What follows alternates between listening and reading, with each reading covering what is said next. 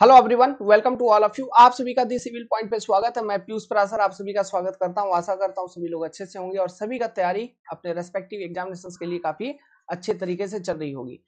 हम पढ़ेंगे project management, जो कि आपका सिविल इंजीनियरिंग का पोर्शन है ना। प्रोजेक्ट मैनेजमेंट बहुत ही कम क्वेश्चंस आते हैं यार। ओके, सीपीएम एंड पट एक छोटी सी टॉपिक है, बहुत ही लवली टॉपिक है, आसान टॉपिक है, इजीली समझा देंगे आपको और आप समझ जाइएगा।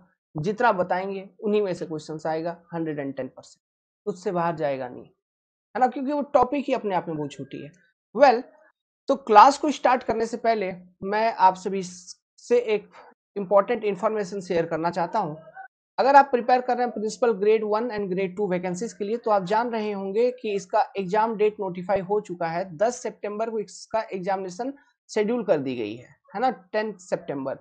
तो ऐसे में बहुत कम समय अवेलेबल है और कुछ बच्चे प्रिपेयर कर रहे हैं लेकिन फिर भी उतना कॉन्फिडेंस नहीं आ पा रही आपको, है ना।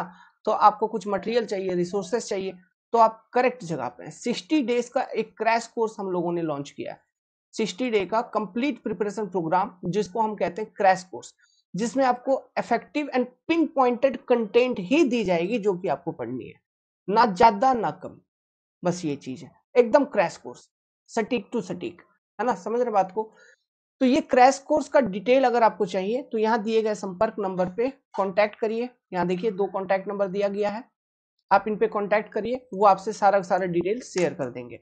दिस सिविल पॉइंट की एंड्रॉइड एप्लीकेशन को आप डाउनलोड कर लीजिए। डाउनलोड करने के बाद वहां पर कम्युनिटी सेक्शन में आपको मैसेजिंग करने का ऑप्शन रहता है, वहां पर आप वहां मैसेज करिएगा तो जो टीम है वो टीम से फिर संपर्क कर लेंगे। समझ में आ रहा है बात। तो if you are very interested in joining Chanakya batch 3.0, then this is the time. तो हम स्टार्ट करेंगे नया सब्जेक्ट, काफी इंपॉर्टेंट है, बहुत सारे क्वेश्चंस आते हैं। ठीक है, प्रोजेक्ट मैनेजमेंट, इसको आप जनरली सीपीएम एंड पट के नाम से जान रहे होंगे, है ना, क्योंकि इसी नाम से ये सभी जगह पढ़ाई जाती है। ठीक है, तो बहुत सारे डिटेल्स हैं इस पर्टिकुलर सब्जेक्ट के अंदर। बहुत ही इंफॉर्मेटिव सब्जेक्ट है और प्रैक्टिकल है। ठीक है, तो अच्छे से पढ़ेंगे और पढ़िएगा। चलिए, कहीं भी कोई डाउट आए तो पूछते हुए चलना। तो ये जो वर्ड है प्रोजेक्ट मैनेजमेंट, इस वर्ड का मतलब आप क्या समझ रहे हो कि किसी एक प्रोजेक्ट को मैनेज करना है। मैनेज करना मतलब क्या? मैनेज करना मतलब सबसे पहले स्टार्टिंग से ले लीजिए, स्टार्टिंग से लेके कंप्लीशन ऑफ प्रोजेक्ट तक प्लानिंग। फिर प्लानिंग जब करोगे उसी में बहुत सारे एक्टिविटीज आप फाइंड आउट करेंगे। मतलब activities, for example, let's suppose एक एग्जांपल को कंसीडर करते हुए समझिए कि आप अपना घर बना रहे हैं। तो घर बनाएंगे तो घर का पहले डिजाइन वगैरह फिक्स करेंगे, है ना, क्या प्लान होना चाहिए घर का, नक्शा, है ना, वो आप बनवाएंगे सबसे पहले। उसके बाद आप कॉस्ट एस्टिमेशन भी करवाएंगे, है ना, कि कितना मेरा लागत कितना लग जाएगा इस घर को बनाने में। ठीक है, वो चीज भी आपको चाहिए। फिर तो कॉस्ट एस्टिमेशन करते वक्त मैन पावर वगैरह सब कुछ आप, मटेरियल सब कुछ आप डिसाइड कर लिए होंगे cost during the time of cost estimation only. ठीक है, क्या क्या इक्विपमेंट कहाँ कहाँ पर लगेगा, मिक्सचर लगेगा, है ना, तो कितना मिक्सचर लगेगा, कितना दिन लगेगा, ये सब चीज आपने प्लान कर लिया है बहुत अच्छे तरीके से। ओके, उसके बाद डिफरेंट एक्टिविटीज है। अब आप काम करना चालू करोगे घर का काम, तो पहला एक्टिविटी क्या है? जो एरिया है उसको क्लीन करवाना। तो वो एक एक्टिविटी, तो वो एक्टिविटी ऐसे तो नहीं है कि तुरंत हो जाएगी, उसके लिए एक टाइम अलॉट करना होगा। तो टाइम क्या है, यहाँ पे टाइम को एज ए रिसोर्स कंसिडर किया जाता है। Okay, you will allot a particular time, 1 दिन हो या 2 दिन हो, इस एरिया को क्लीन कर दो भाई। क्लीनिंग हो गया। अगर आपको बाउंड्री वाल पहले ही बनवा लेनी है, फिर काम करवाना है, तो आप बाउंड्री वाल पहले डालने का प्रक्रिया चालू करोगे। जब बाउंड्री वाल डालने का प्रक्रिया चालू करेंगे तो एक्सकावेशन करना है फाउंडेशन के लिए, तो मिट्टी खोलोगे बाउंड्री वाल के लिए, एक्सकावेशन एक एक्टिविटी हो गई। तो ये सारे एक्टिविटी डिफरेंट एक्टिविटीज होंगे। फिर उसको आप, उसमें आप टाइम अलॉट करोगे। तो ओवरऑल जब आपका लास्ट एक्टिविटी खत्म हो जाएगा, तब कहीं ना कहीं आपका प्रोजेक्ट कंप्लीट हो जा रहा है। समझ में आ रहा है? तो ये चीज, ओके, प्रोजेक्ट मैनेजमेंट में ये चीज आती है जिसको हम कहते हैं शेड्यूलिंग। प्लानिंग कर लिया आपने, फिर डिफरेंट एक्टिविटीज, आपको मालूम है क्या क्या एक्टिविटी इस कंस्ट्रक्शन प्रोजेक्ट में हो सकता है या और कोई भी अन्य प्रोजेक्ट हो सकता है। ठीक है, not only construction project, it can be any project. तो उसमें कुछ ना कुछ एक्टिविटीज तो होंगे, वो एक्टिविटीज को आप आइडेंटिफाई करेंगे, उसको शेड्यूल करना है एक लॉजिक के साथ, एक लॉजिक के साथ। फॉर एग्जांपल देखिए, जैसे मैंने बोला कि आपको बाउंड्री वॉल बनानी है, मान लीजिए, तो बाउंड्री वाल बनाने के लिए पहले अपने को क्या करना होगा, ट्रेंच खोलना होगा, मतलब गड्ढा खोलना होगा फाउंडेशन के लिए, एक्सावेशन करनी होगी। तो आप बिना एक्सावेशन किए वहां ईंटें तो नहीं लगाओगे, समझ रहे हो बात को। तो जो एक्टिविटी है, मान लो दो एक्टिविटी इसको, है ना, बाउंड्री वाल बनाने में दो एक्टिविटी मान लिया, क्या, एक तो गड्ढा खोलना, दूसरा ईटा लगाना, मान लीजिए इसी को एक प्रोजेक्ट मान लीजिए कि बाउंड्री वाल बनानी है, तो इसमें दो एक्टिविटी हो गया, एक गड्ढा खोलना, दूसरा ईटा लगाना, ईटा जोड़ना। तो पहला कौन होना चाहिए, obviously foundation excavation, excavation of trench. तो prior to completion of this activity you can't start second activity. तो यहाँ जो आप जो भी एक्टिविटीज को शेड्यूल करेंगे, जो अरेंजमेंट बनाएंगे, उनके बीच एक लॉजिक होना चाहिए कि कौन पहले फिर कौन बाद। ये सब चीज भी हिस्सा होती है शेड्यूलिंग की, ठीक है। उसके बाद आप क्या करेंगे, जब शेड्यूल कर दिए, ये सब चीज तो थ्योरेटिकल चीज है, ये सब चीज क्या है, थ्योरेटिकल चीज। अब शेड्यूल कर दिया है, एग्जीक्यूशन चल रहा है, उस प्लान के अकॉर्डिंग, शेड्यूल के अकॉर्डिंग काम चल रही है। अब हो सकता है कभी किसी एक्टिविटीज के लिए मटेरियल की कमी हो जाए, या किसी में ज्यादा समय लग गया, कुछ भी, एनीथिंग इज पॉसिबल, मौसम खराब होने की वजह से कुछ भी हो सकता है। तो जो आपका शेड्यूल है वो गड़बड़ा सकता है, तो शेड्यूल गड़बड़ा सकता है तो प्रोजेक्ट डिले हो सकती है। तो इस चीज को फिर कंट्रोलिंग करनी है, मतलब during the phase of execution we have to control it. तो ये भी एक पार्ट आ जाती है उसमें। तो इस तरह से हम प्रोजेक्ट को मैनेज करते हैं और उसको कंप्लीट करने की कोशिश करते हैं, ठीक है। प्रोजेक्ट मैनेजमेंट में और क्या हिस्सा है, देखिए, एक तो हम क्या चाहते हैं, आजकल इंजीनियर्स के लिए जो एक बेसिक डिमांड हो गई है ना, कि आपको अच्छा टेक्नोलॉजी के साथ डिजाइन तो करना ही करना है कोई भी प्रोजेक्ट को, कॉस्ट भी मिनिमाइज करना है, लागत भी कम से कम रखिए। इसलिए हम कहते हैं कि every design must be economical but safe, safety is must. Economical होना चाहिए लेकिन सेफ्टी इज मस्ट, समझ में आ रहा है।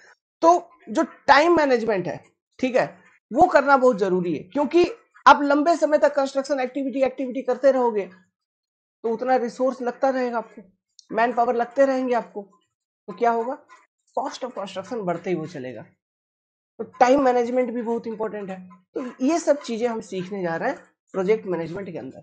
डिफरेंट टॉपिक्स हैं, डिफरेंट मैथमेटिकल टूल्स हैं, जैसे ये सीपीएम एंड पर्ट है, these are nothing but some mathematical tool using which we are going to do project management. समझ में आ रही है, चलिए। तो आप सब्जेक्ट का नाम लिखिए अपने कॉपी पे, उसके बाद पहला हेडिंग, हेडिंग डालिए, first heading, project management and fundamentals of network in today's world.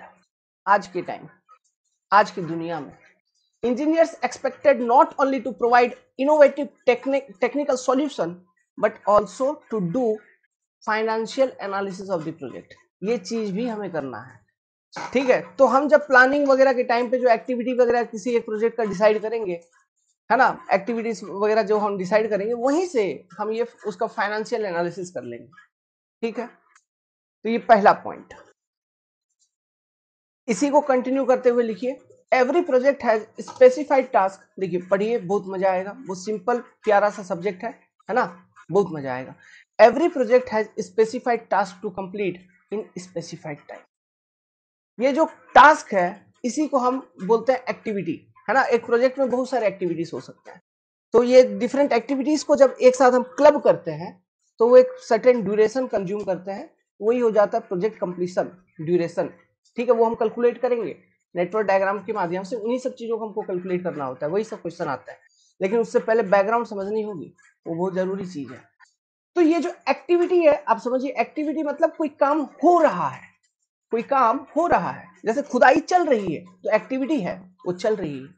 खुदाई कंप्लीट हो चुकी, कंप्लीशन, ठीक है। जैसे खुदाई कंप्लीट हो चुकी, तो ये एक इवेंट कहलाएगा कि एक इवेंट अचीव हुआ, कि एक जो एक्टिविटी था वो कंप्लीट हो गया, तो this is your event. Similarly foundation का खुदाई स्टार्ट हुआ जस्ट ए पर्टिकुलर टाइम पे, कभी ना कभी स्टार्ट तो करोगे, तो वो जो चीज ना उसको हम इवेंट बोलेंगे। तो starting and ending of activity is called as event.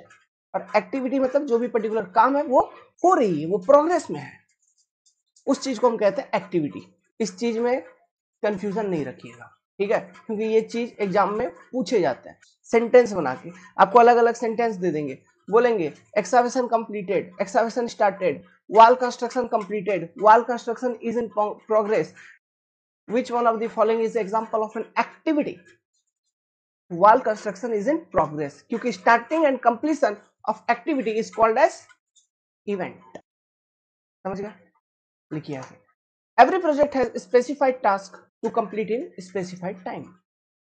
any project whether it is small, चाहे वो छोटा हो और बड़ा, must fulfill 3 objective, 3 ऑब्जेक्टिव को फुलफिल करना चाहिए।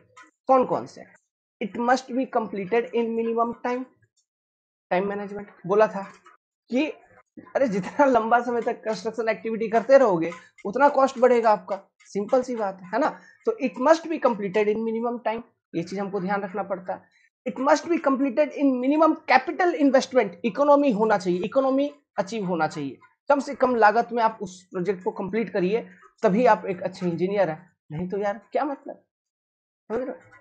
It must utilise all resource available, जो भी आपके पास रिसोर्स अवेलेबल है उसको आप यूटिलाइज करिए, जैसे प्रॉपरली यूटिलाइज करिए, efficiently and effectively, that is space हो गया, जो जगह है जो इलाका उसको यूटिलाइज करिए। टाइम एक रिसोर्स है, ध्यान देना, टाइम इज अ रिसोर्स, पूछेंगे।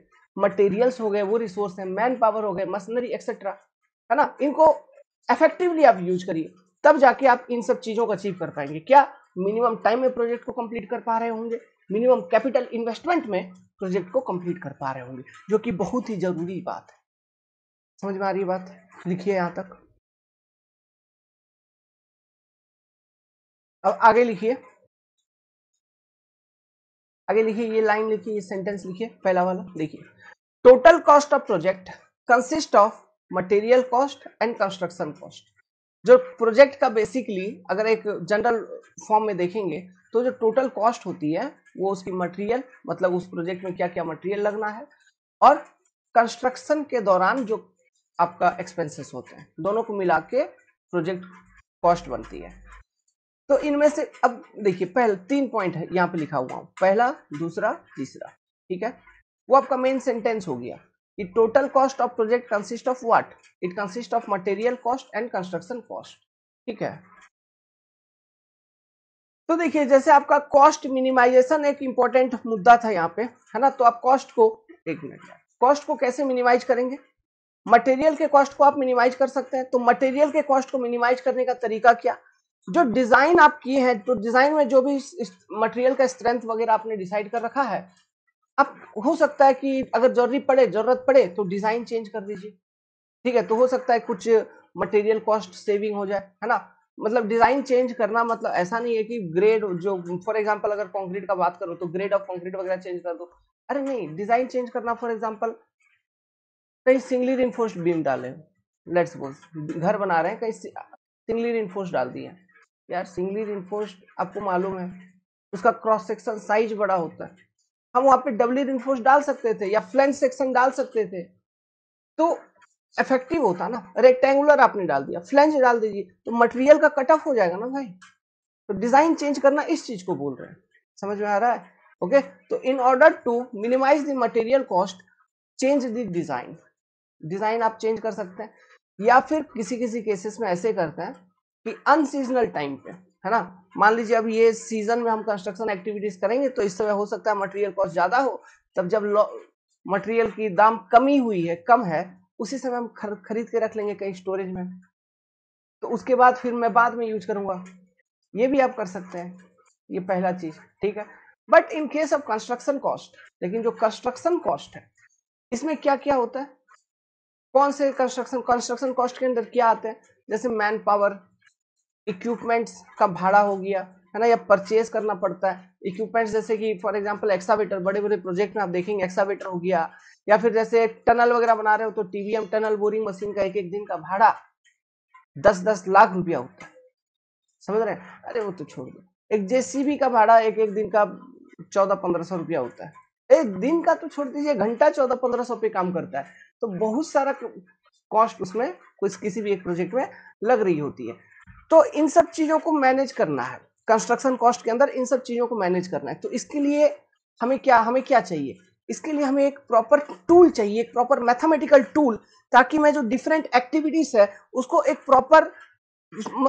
प्रॉपर शेड्यूल में अरेंज कर पाऊं, है ना, और सही मटेरियल एंड सही रिसोर्स अलॉट कर पाऊं। तो इसके लिए मुझे कोई मैथमेटिकल टूल चाहिए। तो वो मैथमेटिकल टूल क्या है? वो है पर्ट एंड सीपीएम। तो पर्ट एंड सीपीएम को यूज करके हम कंस्ट्रक्शन कॉस्ट को कम कर सकते हैं। समझ में आ रही है? डिफरेंट एक्टिविटीज को प्रॉपरली अरेंज करूंगा, इसमें क्या मटेरियल लगना है, कितना, है ना, मैन पावर लगना है, सब चीज को अरेंज करते हुए फिर दूसरे को एक लॉजिक बैठाते हुए, है ना। कुछ एक्टिविटीज को हो सकता है मैं साइमल्टेनियसली चालू कर दूं, अगर मेरे पास मैन पावर अवेलेबल है तो ये भी कर सकते हैं। सावन का महीना है, बारिश वारिश चल रहा है, लाइन भी चला गया, तो आप वहां तक लिख लीजिए, ठीक है।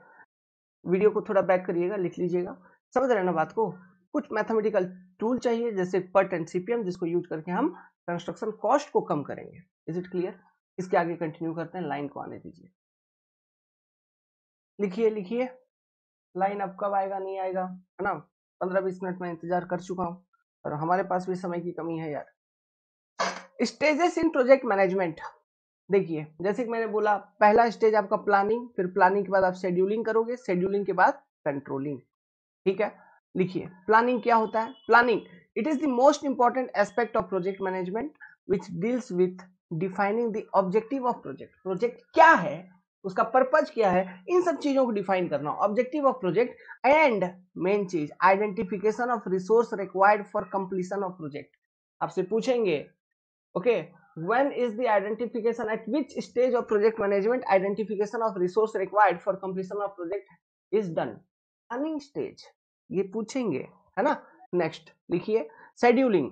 Scheduling refers to actual laying out of its activity in sequence with logic required। Logic मतलब मैंने एक्सप्लेन किया, जैसे आप फाउंडेशन एक्सकवेशन, मतलब बाउंड्री वॉल बनानी है तो पहले हमको फाउंडेशन एक्सकवेट करना होगा, फिर हम ईटा जोड़ना चालू करेंगे। ऐसा नहीं कि आप ईटा जोड़ना चालू कर दिए बाद में फाउंडेशन एक्सकवेशन कीजिए, वो पॉसिबल नहीं है, वो लॉजिक नहीं है, समझ रहे हैं।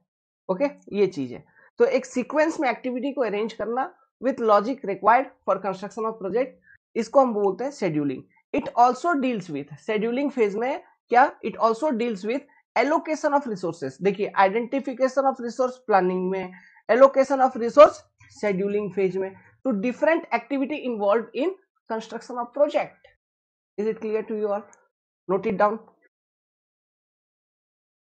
नोट करिए अच्छे से, वीडियो पॉज कीजिए, नोट कीजिए।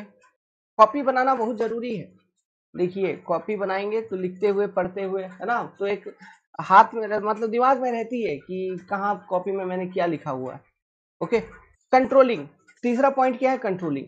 Controlling refers to what, execution of planning and scheduling. जो प्लान और शेड्यूल आपने बनाया उसको अब एग्जीक्यूट करने की बारी है, इंप्लीमेंट करने की बारी है।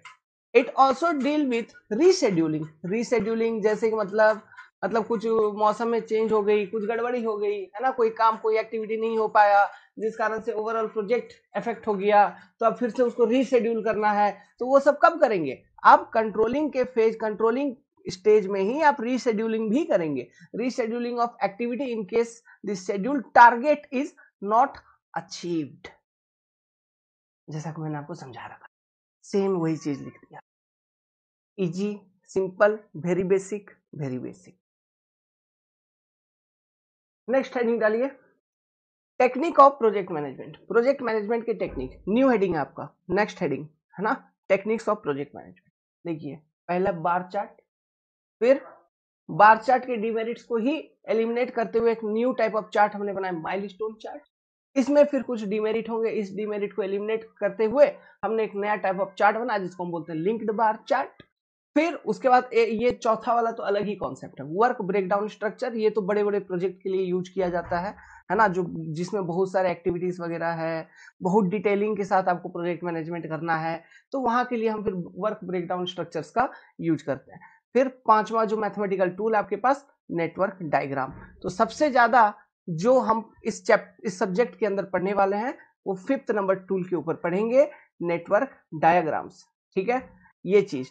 और ऊपर के ये जो 4 है इनके बारे में बस जानकारी प्राप्त करेंगे, ठीक है, क्योंकि आपका सब्जेक्ट यही है, जो यूज होता है बेसिकली यही कॉन्सेप्ट है आपका। ओके, तो bar chart, milestone chart, linked bar chart, work breakdown structure and network diagram, these are the techniques of project management. Okay, या आप कह सकते हैं जैसे mathematical tools available in project management. Okay, वही है ये सब, नोट करिए। जिसमें से आपका पहला है बार चार्ट, हेडिंग डाल दीजिए बार चार्ट, और इसको हम गैंट चार्ट भी बोलते हैं, गैंट चार्ट, बार चार्ट और गैंट चार्ट। इसको डेवलप किया गया था बाय ये वैज्ञानिक कॉल्ड हेनरी गैंट, इन्होंने डेवलप किया था इस कॉन्सेप्ट को। बार chart is graphical representation of activity versus time. ये देखिए, बार मतलब क्या होता है यार, ऐसा एक बार, इसी को हम बार बोलते हैं, है ना। इन्हीं बार्स को यूज करके हम एक पूरा ओवरऑल चार्ट बनाएंगे, उसी को हम बार चार्ट बोल रहे हैं यहाँ पे। तो एक जो बार है ये क्या रिप्रेजेंट करता है, एक पर्टिकुलर एक्टिविटी को रिप्रेजेंट करता है। ये जो बार का starting point, this is your starting, ठीक है, स्टार्टिंग, और ये आपका एंडिंग है। Okay, ending, starting and ending. तो ये स्टार्टिंग एंडिंग क्या है, किसका, एक्टिविटी का स्टार्टिंग एंडिंग। कहने का मतलब दीज आर इवेंट्स, इसको हम बोलेंगे इवेंट्स, है ना, कि कोई एक एक्टिविटी स्टार्ट हुई तो इट इज ए इवेंट, कोई एक एक्टिविटी एंड हुई तो ये भी एक इवेंट ही है। ओके, और जो बार चार्ट की लेंथ होती है, ओवरऑल लेंथ, जो ग्राफिकल रिप्रेजेंटेशन है ना, तो इसमें जो ओवरऑल लेंथ होता है बार चार्ट का, ये क्या रिप्रेजेंट करता है, completion time of that particular activity. तो बार रिप्रेजेंट द एक्टिविटी, ये जो बार है एक एक्टिविटी को रिप्रेजेंट कर रहा होता है, and length of bar represent the completion time of activity. बहुत इंपॉर्टेंट है, पूछते हैं एग्जाम में, नोट करिए अच्छे से यहां तक, नोट इट डाउन, ठीक है। तो आपने ये देख लिया, अब एक क्वेश्चन के माध्यम से इस चीज को हम समझते हैं। क्वेश्चन को करने से पहले अब बार चार्ट का थोड़ा एक जो चार्ट होता है ना, वो कैसा दिखता है उसको जरा देखिए एक बार, ठीक है। देखिए इस तरीके से एक्स वाई एक्सिस पे हम बार चार्ट को बनाते हैं। बार चार्ट किसके किसके बीच का चार्ट था, आपको अभी अभी बताया गया था, it was chart between activity versus time, ठीक है। तो यहां हम वाई एक्सिस के अलॉन्ग रिप्रेजेंट करेंगे एक्टिविटी को, और एक्स एक्सिस के अलॉन्ग रिप्रेजेंट करेंगे टाइम को। इस तरह से जनरली बार चार्ट में रिप्रेजेंटेशन होती है। देखिए डिफरेंट एक्टिविटीज को कंसिडर करते हैं अपन, लेकिन उससे पहले ये देखो, ये टाइम इक्वल टू 0 यहां से शुरू होगा। लेट्स सपोज कोई एक एक्टिविटी है, एक्टिविटी ए, ठीक है, कोई एक एक्टिविटी है, एक्टिविटी ए, वो स्टार्ट हुई 0 से, और उसको लग रहा है कितना, उसको कुल मिला के 2 दिन लग गया। मान लो ये टाइम डेज में है इस पर्टिकुलर चार्ट के लिए, है ना। उस एक्टिविटी ए को 2 दिन लग गया, तो एक्टिविटी यहाँ पे ए लिखा जाएगा, उसको कंप्लीट होने में 2 दिन लग गया। जैसे ही आपका एक्टिविटी ए कंप्लीट हो रहा है, वहां से आपने, लेट्स सपोज देखिए, देखिए इस तरह से चार्ट बनते हुए चलती है। जैसे ही आपका एक्टिविटी ए कंप्लीट हुआ, आपने एक दूसरा एक्टिविटी स्टार्ट कर देंगे। कोई एक एक्टिविटी कंप्लीट हो रही है तो दूसरा एक्टिविटी आपने स्टार्ट कर दिया। इसी पर्टिकुलर पोजीशन से, इसी पर्टिकुलर स्टेज से आपने और एक एक्टिविटी भी स्टार्ट किया था, तीसरा एक्टिविटी, ठीक है। Let's suppose this is your activity B, और ये है आपका एक्टिविटी सी। आपने सेम टाइम पे स्टार्ट किया था, simultaneously they are started, that is activity B and activity C are started simultaneously. तो लेट्स सपोज कि अगर हम इसका ये देखें, टाइमलाइन देखें, है ना, तो एक मिनट रुक जाओ, अच्छे समझिएगा, है ना, मैं चीजों को समझाने की कोशिश कर रहा हूँ। ये डॉटेड लाइन इसको देने का तो जरूरत भी नहीं है। ये देखिए, ये टाइमलाइन को मैं डॉटेड लाइन में दिखा रहा हूँ, है ना, ताकि आपको कंफ्यूजन ना हो। यहां से तो कुछ ना कुछ स्टार्ट करना ही है। तो देखिए, लेट्स सपोज जब एक्टिविटी ए खत्म हुआ था, फिर आपने एक्टिविटी बी और सी दोनों को स्टार्ट किया, तो एक्टिविटी बी आपको दिख रहा है पहले ही खत्म हो जा रही है। लेट्स सपोज ये चौथे दिन पे खत्म हो गया, ठीक है, एक्टिविटी बी। और एक्टिविटी सी जो है, ये खत्म हुआ कब, ये छठे दिन पे खत्म हो गया था, है ना, ये छठे दिन पे खत्म हो गया था। अब यहाँ पे और एक चीज करते हैं, देखिए, और एक चीज करते हैं, देखिए, आपका जैसे ही एक्टिविटी सी खत्म हुआ था, सॉरी एक्टिविटी बी जैसे ही खत्म हुआ था उस दिन आपने और एक एक्टिविटी स्टार्ट कर दिया था। जिस दिन आपका एक्टिविटी बी खत्म हुआ था उस दिन आपने और एक एक्टिविटी स्टार्ट कर दिया था। लेट्स सपोज ये कोई और एक्टिविटी है जिसको हम बोलते हैं एक्टिविटी डी, इसको हम बोलते हैं एक्टिविटी डी। जिस दिन आपका कौन सा, जिस दिन आपका एक्टिविटी बी खत्म हुआ, देखिए एक्टिविटी बी जब खत्म हो रही है तब आपने एक एक्टिविटी स्टार्ट किया था, है ना। एक्टिविटी सी चल रही थी, एक्टिविटी सी को आपने नहीं छेड़ा, वो चल रही है। ध्यान ध्यान से देखो, यहां से क्या समझ में आ रहा है, एक्टिविटी सी चल ही रही है। लेकिन जब एक्टिविटी बी खत्म हो गई उसी दिन आपने एक एक्टिविटी और स्टार्ट किया था, दैट इज चौथे दिन, है ना, जिसको हम बोल रहे हैं एक्टिविटी डी। समझ में आ रही है। अब ये एक्टिविटी एक्टिविटी डी चल रही थी चल रही थी चल रही थी। लेट्स सपोज ये जो एक्टिविटी डी है ये एक पर्टिकुलर टाइम पे आके खत्म होगी, है ना।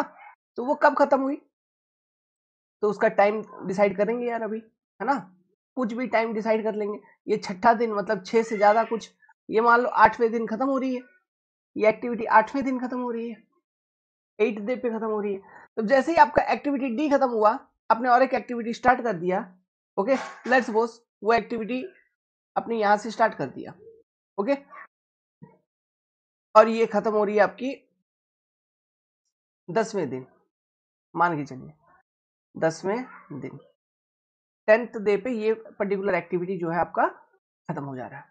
तो ये आपका एक्टिविटी ई, ठीक है। अब देखिए हम यहाँ पे कैसे, यहाँ पे लिख देंगे एक्टिविटी डी एक्टिविटी ई। तो ये एक ओवरऑल बार चार्ट है इस तरह से। अब यहाँ से क्या लॉजिक, जो लॉजिक आपको दिख रहा है, क्या क्या इस बार चार्ट से क्या देख पा रहे हो, क्या समझ पा रहे हो। सबसे पहले क्या कैलकुलेशन हो जाएगा यहाँ से, देखो इजीली।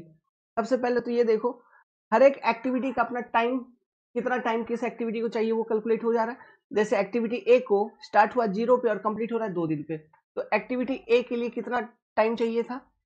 इंडिविजुअल एक्टिविटीज का आप टाइम निकाल सकते हो 2 डे।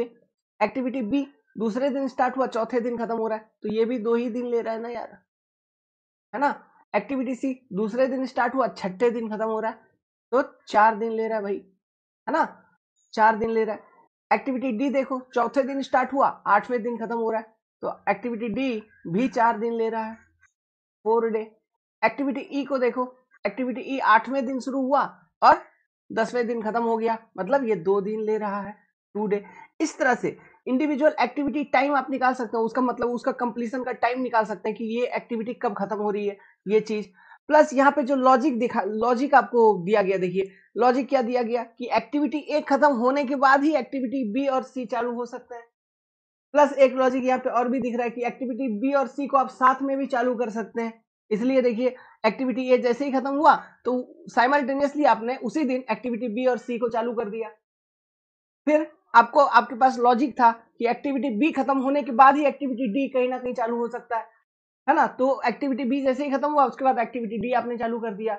जो एक्टिविटी डी खत्म होता है जैसे ही फिर एक्टिविटी ई चालू किया, और एक्टिविटी ई जो है आप कहेंगे यहाँ पे it is last activity, last activity, है ना। इस यहां से ये अंदाजा लग रहा है हमको ये देख के, ये एक्टिविटी ए जो है स्टार्टिंग एक्टिविटी, स्टार्टिंग एक्टिविटी है कि नहीं, ये अंदाजा भी लग गया अपने को यहाँ से ये बार चार्ट को देखते हुए।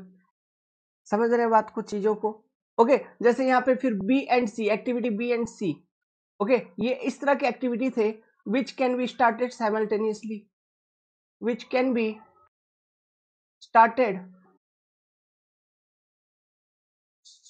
Simultaneously, simultaneously.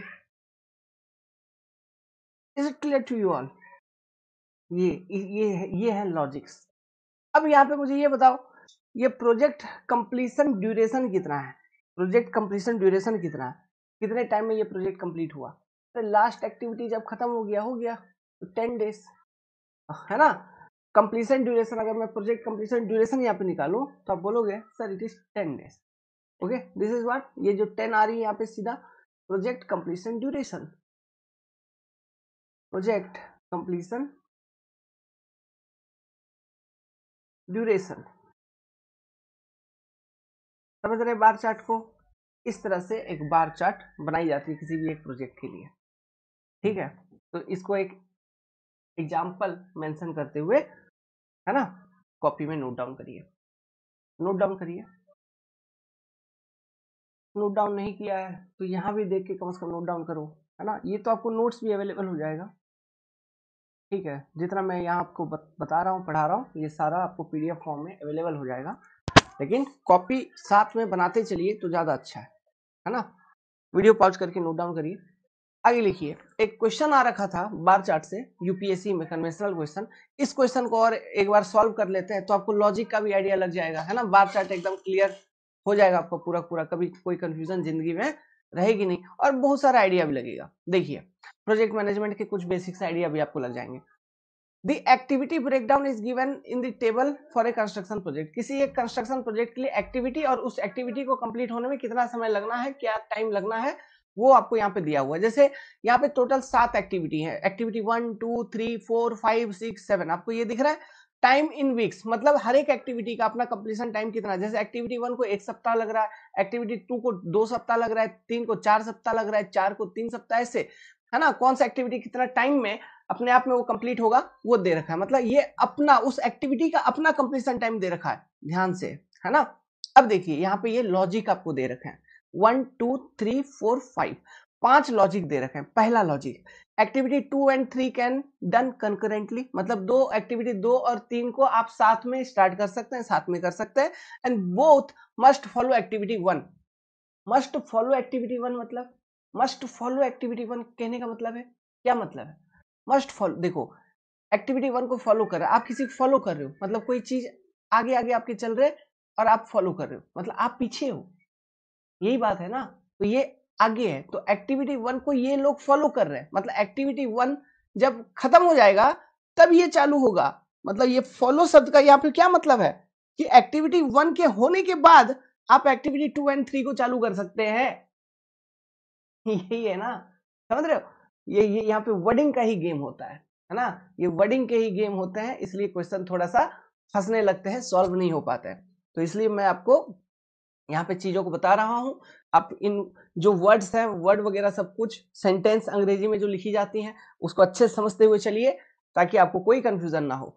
समझ गए ना ये बात। Activity 2 and 3 can done concurrently, मतलब एक साथ किए जा सकते हैं, एक साथ स्टार्ट किए जा सकते हैं उसको। But must follow activity 1। Follow मतलब एक्टिविटी 1 आगे आगे चल रही है, मतलब एक्टिविटी 1 पहले कहीं स्टार्ट हुई होगी, वो आगे आगे चल रही है, तो वो जब खत्म होएगी तभी आप स्टार्ट करोगे, यही बात है। Next, activity 2 must precede activity 4। Activity 2 must precede activity 4, क्या मतलब इसका, सीधी मतलब ये है कि जो एक्टिविटी 2 है वो एक्टिविटी 4 के स्टार्ट होने से पहले खत्म हो जाना चाहिए। मस्ट प्रिसीड का ये मतलब होता है ना। एक्टिविटी 2 जो है वो एक्टिविटी 4 के स्टार्ट होने से पहले खत्म हो जाना चाहिए, या फिर आप ऐसे कह सकते हो एक्टिविटी 4 तभी स्टार्ट होगा जब एक्टिविटी 2 कंप्लीट हो रहा है, उससे पहले स्टार्ट नहीं होगा, ठीक है। Next, activity 5 can not be started until activity 2 and 3 are completed. फिर ये एक बात बोल रहा है कि जो एक्टिविटी 5 है उसको आप स्टार्ट नहीं कर सकते जब 2 और 3 कंप्लीट नहीं हो जाते, तब तक स्टार्ट नहीं कर सकते, ये एक लॉजिक दे दिया। फिर चौथा, activity 6 can be started only after completion of activity 4 and 5। बोल रहा है एक्टिविटी 6 जो है उसको आप तभी स्टार्ट कर सकते हैं जब आपका एक्टिविटी 4 और एक्टिविटी 5 कंप्लीट हो रहा है, अन्यथा नहीं। नेक्स्ट जो आपको लॉजिक दे रखा है, बोल रखा है activity 7 is the last activity. ये चीज भी आपको मालूम कि जो इस बार चार्ट का जो लास्ट एक्टिविटी होगा वो कौन सा होगा, एक्टिविटी 7 होगा last activity, which can be started only after completion of activity 5, जिसको आप एक्टिविटी 5 के कंप्लीशन के बाद ही स्टार्ट कर सकते हैं। ये सारे लॉजिक दिए हैं, इनको क्या बोलते हैं, logics. Okay, these are logics. इन लॉजिक को यूज करके आपको क्या करना है, draw the bar chart and find project completion time. This is the question, 15 mark. मैं ये सब चीज क्यों पढ़ा रहा हूं, क्योंकि पढ़ाई पढ़ाई होती है, समझ रहे बात को। यही सब जो लॉजिक वगैरह हम लोग सीख रहे हैं, पढ़ रहे हैं, डिस्कशन हो रहे हैं, इन्हीं में से ऑब्जेक्टिव क्वेश्चन भी आते हैं। Is it clear to you all. तो करेक्टली क्वेश्चन को नोट करिए पहले। तो क्वेश्चन सॉल्विंग चालू करते हैं, ठीक है। देखो, लॉजिक पढ़ते चलना और उसके अकॉर्डिंग चीजों को बैठाते हुए चलना, बस और कुछ नहीं है, आराम से हो जाएंगे। तो एक्स एक्सिस के लॉन्ग हम एक्टिविटी को रिप्रेजेंट करेंगे, है ना, और यहाँ पे टाइम को रिप्रेजेंट किया जाएगा, सॉरी वाई एक्सिस के लॉन्ग एक्टिविटी को और एक्स एक्सिस के लॉन्ग टाइम ऑफ एक्टिविटी को, टाइम को रिप्रेजेंट करेंगे। चलो एक एक करके बोलो। सबसे पहला एक्टिविटी क्या है? सबसे पहला एक्टिविटी आपका एक्टिविटी 1 है, जो कि टाइम इक्वल टू 0 पे शुरू हो रही है। तो let's go, this is your activity 1 जो कि शुरू हुई 0 टाइम पे। ठीक है, दिस इज योर एक्टिविटी 1। और एक्टिविटी 1 को कंप्लीट होने में कितना वीक लगेगा?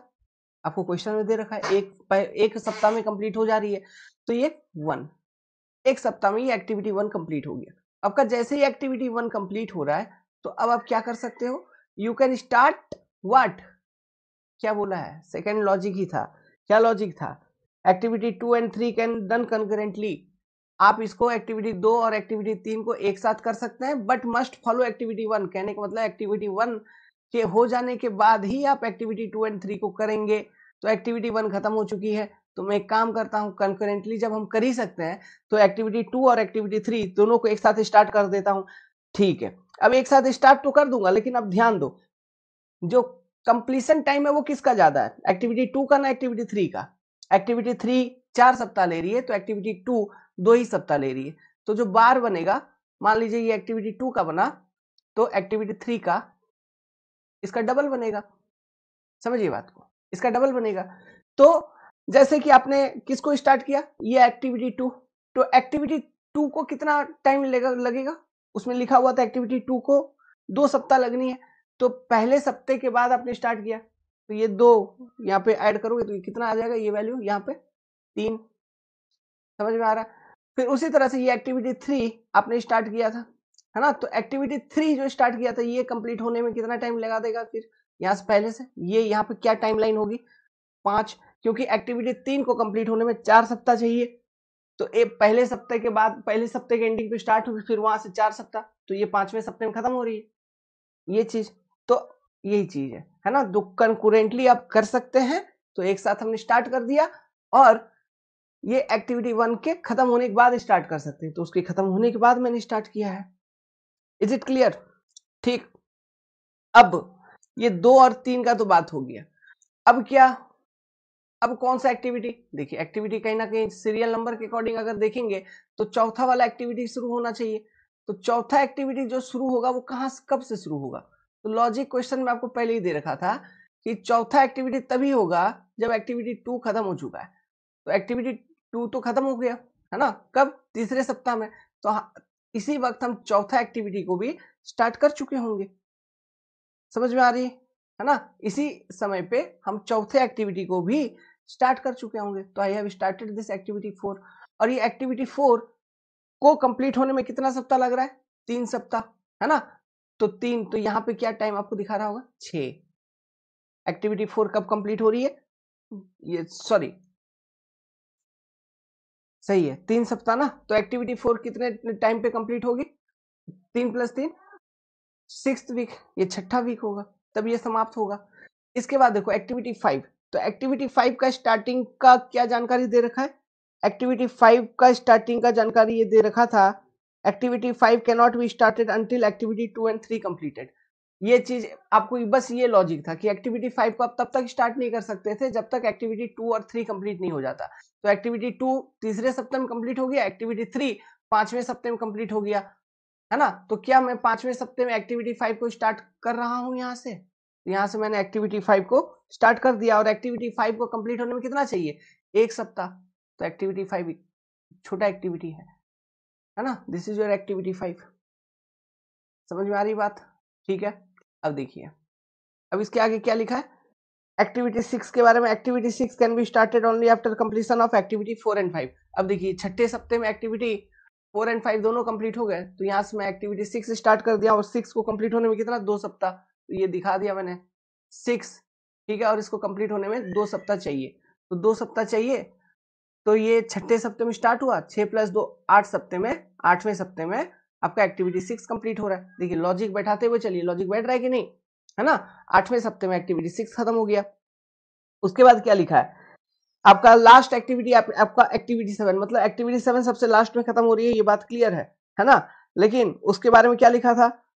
Last activity which can be started only after completion of activity 5। तो जब एक्टिविटी 5 कंप्लीट हो चुकी थी, है ना, तब आप स्टार्ट कर देते एक्टिविटी 7 जो कि आपका लास्ट एक्टिविटी था, ठीक है। और वो कब, वो उसका कंप्लीशन टाइम कितना एक्टिविटी 7 का, ध्यान से देखो, एक्टिविटी 7 4 सप्ताह ले रहा है, तो ये छठे सप्ताह में स्टार्ट हुई एक्टिविटी 7 और 4 सप्ताह ले रही है, तो एक्टिविटी 7 जब कंप्लीट हो रही होगी, है ना, तो ये टोटल यहाँ पे सप्ताह कितना होगा, 10 हो जाएगा। समझ में आ रही है? तो ये आपका representation, this is activity 1, activity 2, activity 3, activity 4, activity 5, activity 6, activity 7। तो activity 7 is last, okay, it is completing lastly, और टोटल जो टाइम ले रहा है, ये ले रहा है 10 वीक्स। समझ में आ रहा है? This is network diagram and project completion time is 10 week. तो टोटल टाइम जो ये प्रोजेक्ट ले रही है, कंज्यूम कर रही है, वो कर रही है 10 वीक। तो ये वीक इस तरह से निकलता है, समझे क्या? सारा लॉजिक बैठा, सब चीज, कोई कंफ्यूजन नहीं। Note it down, pause the video, note it down. Limitations of bar chart, नया हेडिंग डालिए, लिमिटेशंस ऑफ बार चार्ट। तो जो बार चार्ट आपने अभी देखा, इसमें क्या लिमिटेशंस है? बेसिकली इसमें दो ही लिमिटेशंस होते हैं, है ना। एक पहला लिमिटेशंस आपको यहाँ पे स्क्रीन पे लिखा हुआ है, lack of degree of details. उतना ज्यादा डिटेल नहीं रहता है इसमें, lack of degree of details. अब वो कौन कौन से डिटेल हैं उसके बारे में हम देखेंगे। दूसरा लिमिटेशन होता है टाइम अनसर्टेनिटी वाला, है ना, वो क्या होता है वो आगे देखेंगे। तो lack of degree of details में पहला लिखिए A, the information of sub activity, है ना, the information of sub activity, that is splitted part of major activity are not displayed in the bar chart, comma only major activities are displayed here या shown here। Remedy क्या है इसका? Use of milestone bar chart. देखिए क्या कहना क्या चाह रहा है, जैसे हमने अभी बार चार्ट देखा, समझिएगा, है ना, जैसे हमने बार चार्ट देखा, ये देखा बार चार्ट ऐसा, उसमें एक्टिविटी को ऐसे शो कर दिया। अब ये एक्टिविटी, मान लो ये जो एक्टिविटी है, जैसे मैंने आपको बाउंड्री वाल कंस्ट्रक्शन, एक ओवरऑल मेगा स्ट्रक्चर बना रहे हैं यार, बहुत बड़ा प्रोजेक्ट है, उसमें एक बाउंड्री वाल कंस्ट्रक्शन एक एक्टिविटी हमने कंसिडर किया है। तो बाउंड्री वाल कंस्ट्रक्शन का भी सब एक्टिविटी होगा, क्या सब एक्टिविटी हो सकता है? अगर बाउंड्री वाल कंस्ट्रक्शन को एक छोटा सा प्रोजेक्ट अगर कंसिडर कर लोगे उस बड़े प्रोजेक्ट का, तो उस एक्टिविटी को भी सब एक्टिविटीज में डिवाइड किए जा सकते हैं। एक्सकवेशन होगा पहले, वो एक एक्टिविटी हो गया, फिर मटेरियल प्लेसमेंट एट साइट, वो दूसरा एक्टिविटी हो गया मान लीजिए, फिर तीसरा एक्टिविटी क्या हो जाएगा, ब्रिक लेइंग, मान लीजिए ऐसा। तो ये 3 एक्टिविटी में आप एक ओवरऑल एक्टिविटी को डिवाइड कर सकते हैं। तो ये जो 3 छोटे छोटे एक्टिविटी थे, ये थे सब एक्टिविटी। तो बार चार्ट जब हम शो करते हैं उसमें ये सब एक्टिविटी वगैरह नहीं शो कर पाते हैं, या शो नहीं होता है ना, नहीं कर पाने का तो कोई मतलब नहीं है, शो नहीं होता है उसमें, आप उसमें कोई प्रोविजन नहीं दिया गया था, है ना। तो इसलिए हम कहते हैं उसमें lack of degree of detail है in form of information of sub activity, information of sub activity नहीं दी गई है।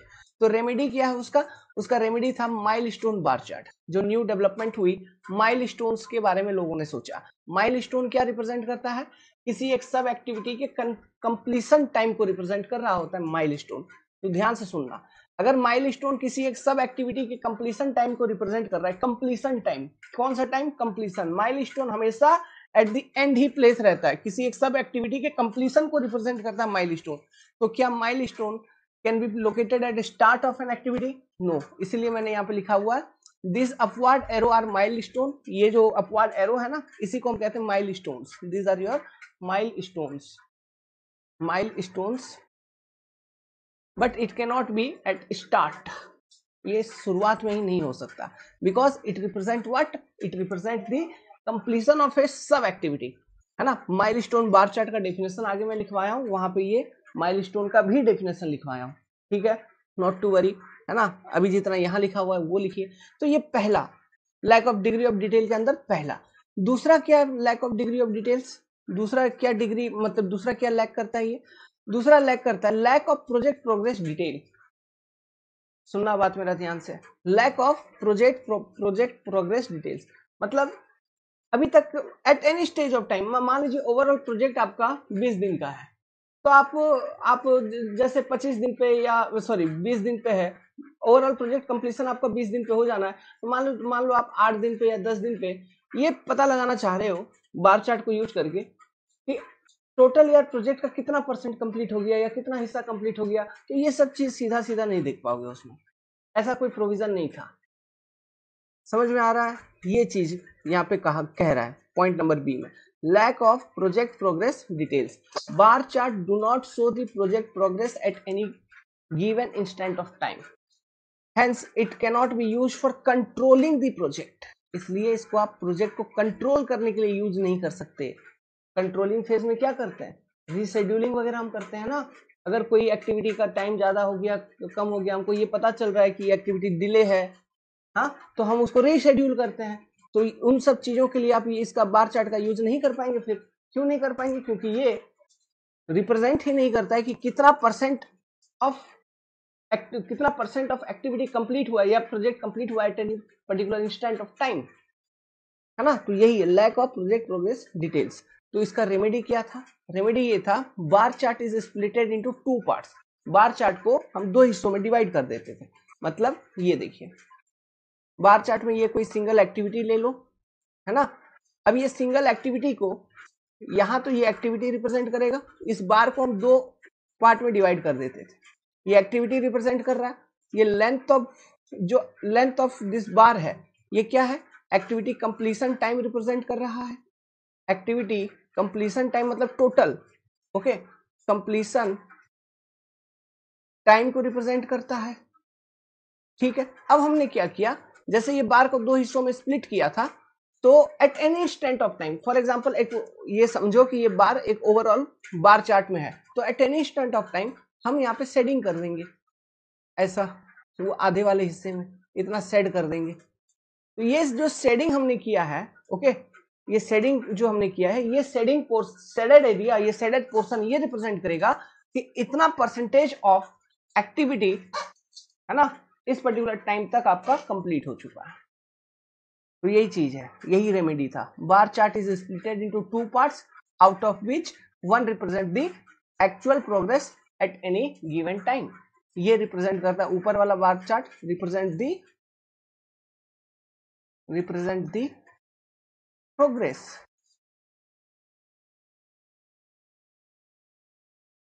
समझ में आ रहा है ये चीज? और अगर डिटेल इसका बताऊं तो इसमें बेसिकली 2 कलर कोड यूज किया गया था। एक कलर कोड यूज किया गया था ग्रीन कलर का, ठीक है, एक कलर कोडिंग था ग्रीन और दूसरा कलर कोडिंग था रेड। अब ये जो ग्रीन कलर कोड था, ये रिप्रेजेंट करता था कि at any instant of time इतना पार्ट ऑफ एक्टिविटी कंप्लीट हो चुका है, ओके। और जो रेड कलर कोडिंग था, ये बताता था कि ये कंप्लीट नहीं हुआ है, okay. Green said, red said, green shaded area या ग्रीन शेडेड, है ना, और ये red shaded.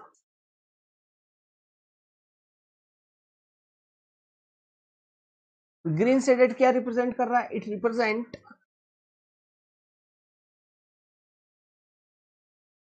The actual progress,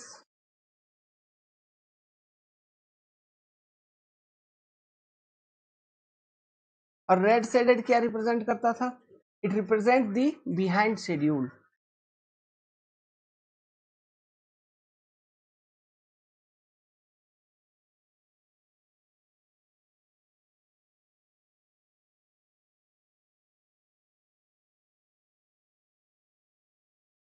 समझ में आ रही बात? ओके, ये टेक्निक यूज किया गया था, ओके। एक बार चार्ट के जो बार होते थे उसको स्प्लिट कर दिया गया था, स्प्लिट करके फिर उसमें ये वाला जो इंडिकेटर है ना, मतलब प्रोग्रेस इंडिकेटर को डाला गया था। प्रोग्रेस इंडिकेटर मान लो अगर पूरा पूरा ग्रीन है, प्रोग्रेस इंडिकेटर अगर किसी मतलब एक पर्टिकुलर बार चार्ट में किसी एक्टिविटी का प्रोग्रेस इंडिकेटर पूरा पूरा ग्रीन है, एक मिनट यार, पिंक ले लिया मैंने, अगर ये आपका पूरा पूरा ग्रीन है तो आप इसका मतलब क्या समझते हैं कि जो एक्टिविटी है it is on schedule, schedule के अकॉर्डिंग चल रहा है, ठीक है। अगर कुछ ग्रीन है और कुछ रेड है, तो रेड अगर हो गया उसमें तो आप समझिए कि उतना शेड्यूल से पीछे चल रहा है। यही तो है, रेड शेडेड क्या रिप्रेजेंट करता था? रेड शेडेड रिप्रेजेंट कर रहा है कि शेड्यूल से कितना पीछे चल रहा है, it represent the behind schedule, schedule से कितना पीछे चल रहा है। ठीक है, अब लिखिए lack of degree of details के अंदर point number C. Point number C क्या है? Bar chart does not show the different inter relationship between activity involve in execution of project. मतलब जो लॉजिक्स हम डिस्कस किए थे वो लॉजिक्स यहाँ पे शो नहीं होते हैं, है ना। यहाँ पे शो करने का कोई मतलब प्रोविजन नहीं डाला गया था लॉजिक्स। ठीक है, मतलब डिफरेंट एक्टिविटीज के बीच का जो इंटर रिलेशनशिप होना चाहिए, है ना। मैं आपको अभी समझाऊंगा आगे जो लिंक्ड बार चार्ट जो रेमेडी है ना। तो लिंक्ड बार चार्ट जब बताऊंगा तो आप वहां पे समझ पाएंगे कि ये लिंक क्या है, क्या किस तरह का लिंकिंग का मैं बात कर रहा हूँ। तो वो जो लिंकिंग था, है ना, linking between different activities of a project, वो चीज यहाँ पे लैक करती थी। ठीक है, तो उस चीज को रिमूव किया गया कैसे, उसका रेमेडी देखा गया लिंक्ड बार चार्ट के अंदर। ठीक है, तो ये सारी चीजें आप ध्यान रखिएगा कि कहां से किस तरह का बार चार्ट डेवलप हुआ, है ना। जैसे माइलस्टोन बार चार्ट हो गया, लिंक्ड बार चार्ट हो गया, ये सारे सभी के जो स्प्लिटेड बार चार्ट हो गए, जो इनके डेवलपमेंट हुए हैं वो कहां से हुए हैं, लिमिटेशंस ऑफ जो बार चार्ट थे वहां से कहीं ना कहीं इन रेमेडीज को फाइंड आउट करते हुए न्यू इंप्रूवमेंट्स किए गए थे। ठीक है, नेक्स्ट नेक्स्ट जो आपका डिमेरिट है या लिमिटेशंस है इस बार चार्ट का, वो है टाइम अनसर्टेनिटी। टाइम अनसर्टेनिटी मतलब देखिए ये बार चार्ट ऐसे प्रोजेक्ट के लिए आप यूज नहीं कर सकते, ऐसे प्रोजेक्ट को मैनेज करने के लिए आप यूज नहीं कर सकते जिस प्रोजेक्ट में टाइम अनसर्टेनिटी है, मतलब एक्टिविटी कब कंप्लीट होगा हमको पता नहीं। बेसिकली जो रिसर्च टाइप ऑफ प्रोजेक्ट होते हैं, न्यू टाइप ऑफ प्रोजेक्ट जिसमें आप कंप्लीटली रिसर्च कर रहे हैं, जैसे कोरोना वायरस का वैक्सीनेशन बनाना, वो एक कंप्लीटली न्यू रिसर्च था, है ना। एग्जाम्पल कोरोना वायरस वैक्सीनेशन बनाना एक completely new research type of project था, उसमें रिसर्च करना था, फिर बहुत तरह की टेस्टिंग इन्वॉल्व थे, फिर वो सक्सेस होंगे नहीं होंगे इसका कोई गारंटी नहीं, है ना। तो टाइम कितना लगेगा उसमें ये चीज का सर्टेनिटी नहीं था। वो तो हो गया भाई, अपने इंडियंस टैलेंटेड होते हैं, मल्टी टैलेंटेड होते हैं, दिमागी होते हैं, किसी तरह अपन लोगों ने बना लिया वैक्सीनेशन। लेकिन अगर नहीं बना पाते तो हाहाकार मच जाती, और ये बात आपको मानना पड़ेगा, है कि नहीं। तो जो टाइम अनसर्टेनिटी है वो चीज न्यू टाइप ऑफ प्रोजेक्ट से एसोसिएटेड है। तो न्यू टाइप ऑफ प्रोजेक्ट्स के लिए आप ये बार चार्ट को यूज नहीं कर सकते, क्योंकि बार चार्ट में हमको एक्टिविटी टाइम वगैरह सब कुछ मेंशन रहता है ना, एक ही टाइम आप मेंशन कर रहे हो। तो ये फिर न्यू टाइप ऑफ प्रोजेक्ट के लिए आप इस बार चार्ट के माध्यम से मैनेज नहीं कर सकते। ओके, डिफिकल्टीज आएंगे। तो bar chart can not be used for projects where there is uncertainties involved in completion of different activities in the project. These uncertainties are generally present in new type of project.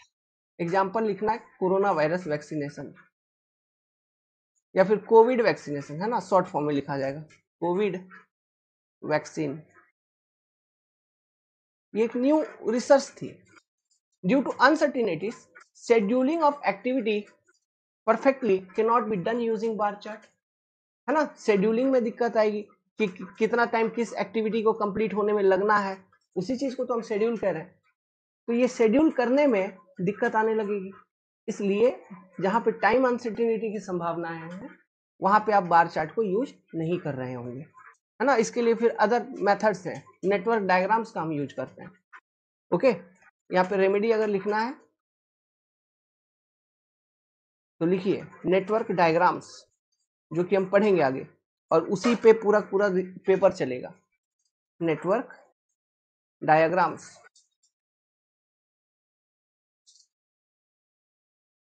Network diagrams में भी जो हम concept यहाँ पे use कर रहे होंगे वो यूज कर रहे होंगे पर्ट का। ठीक है, पर्ट का कंसेप्ट यूज करते हुए नेटवर्क डायग्राम्स बना रहे होंगे, ध्यान रखिएगा। Network diagram using concept of PERT, CPM नहीं, उसका सीपीएम का फिर लॉजिक अलग है, आगे डिस्कस करेंगे। कॉन्सेप्ट ऑफ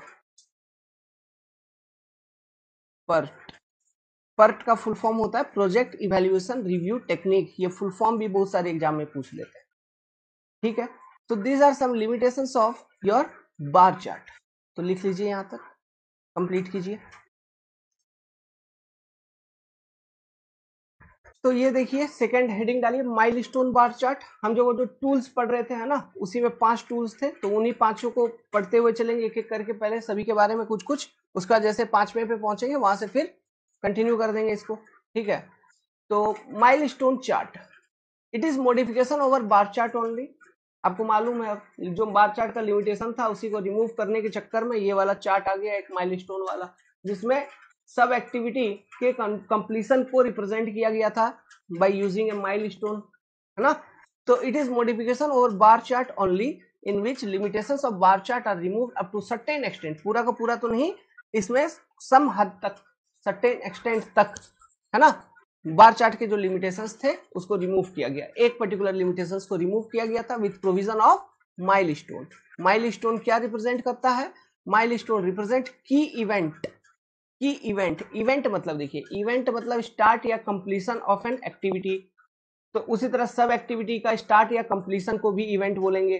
तो माइलस्टोन जो है एक इवेंट को रिप्रेजेंट करता है, की event of an activity which represent the time, which represent the time instant of completion of activity।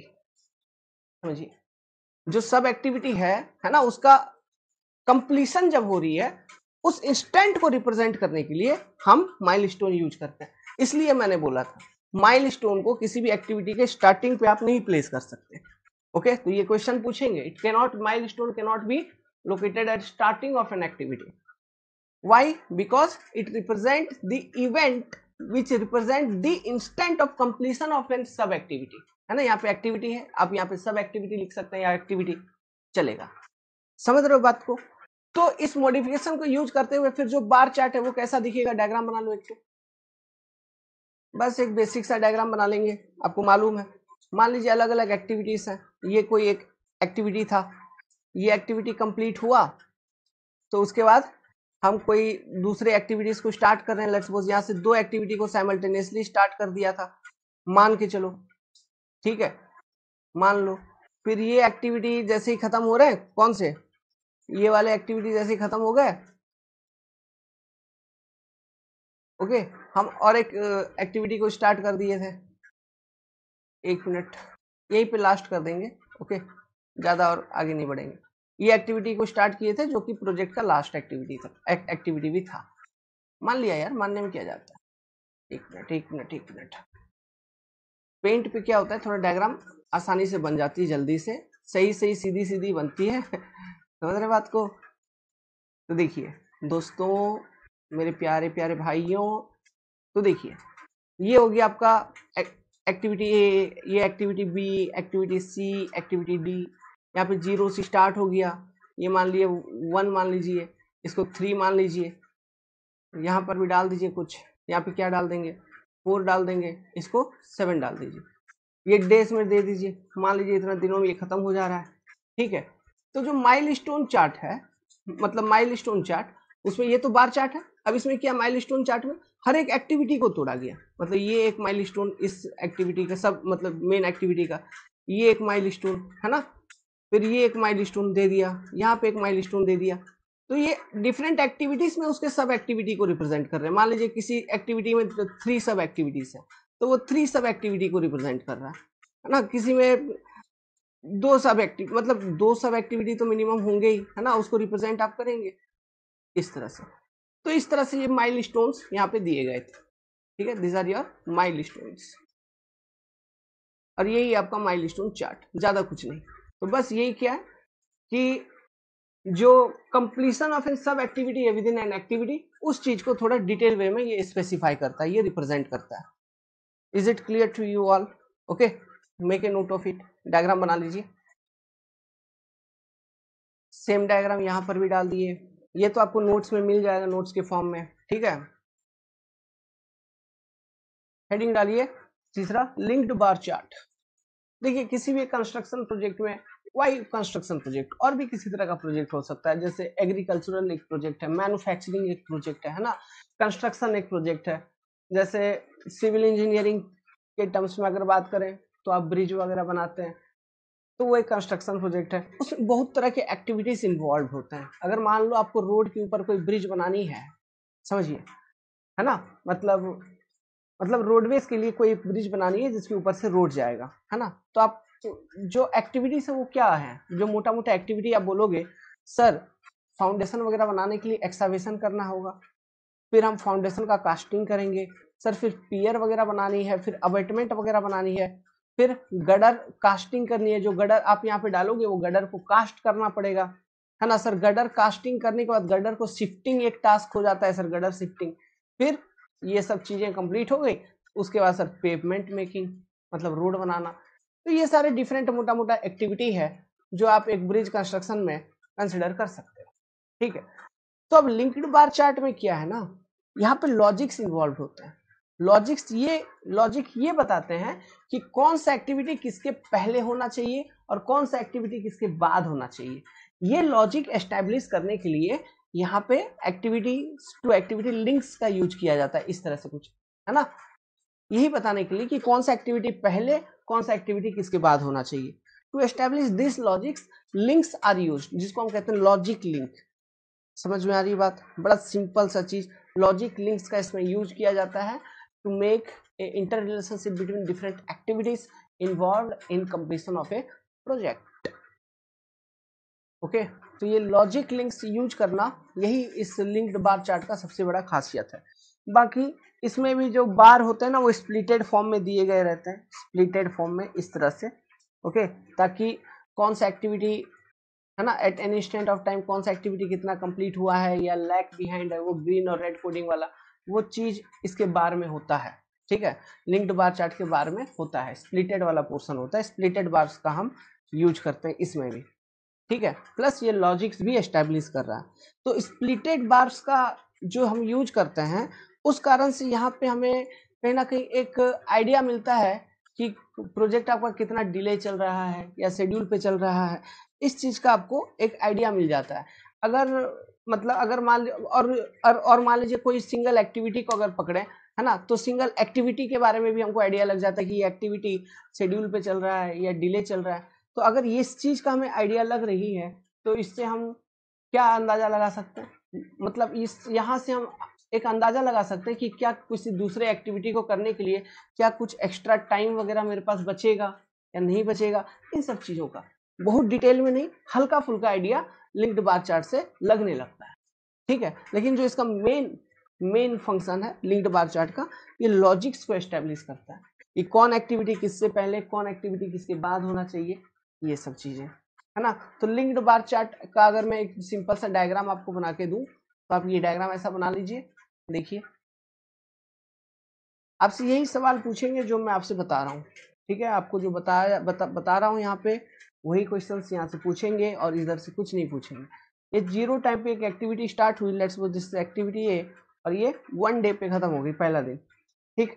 तो एक्टिविटी ए खत्म हो गई, एक्टिविटी ए खत्म होने के बाद आप दूसरा कोई एक्टिविटी स्टार्ट कर दिए, एक्टिविटी बी स्टार्ट कर दिए मान लीजिए।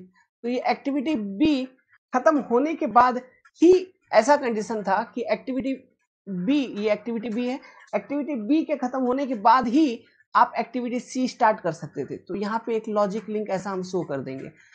तो ये चीज क्या बताएगी, ये चीज ये बताएगी कि एक्टिविटी सी दरअसल ऐसा एक्टिविटी था जो कि एक्टिविटी बी के कंप्लीशन के बाद ही स्टार्ट किया जा सकता था।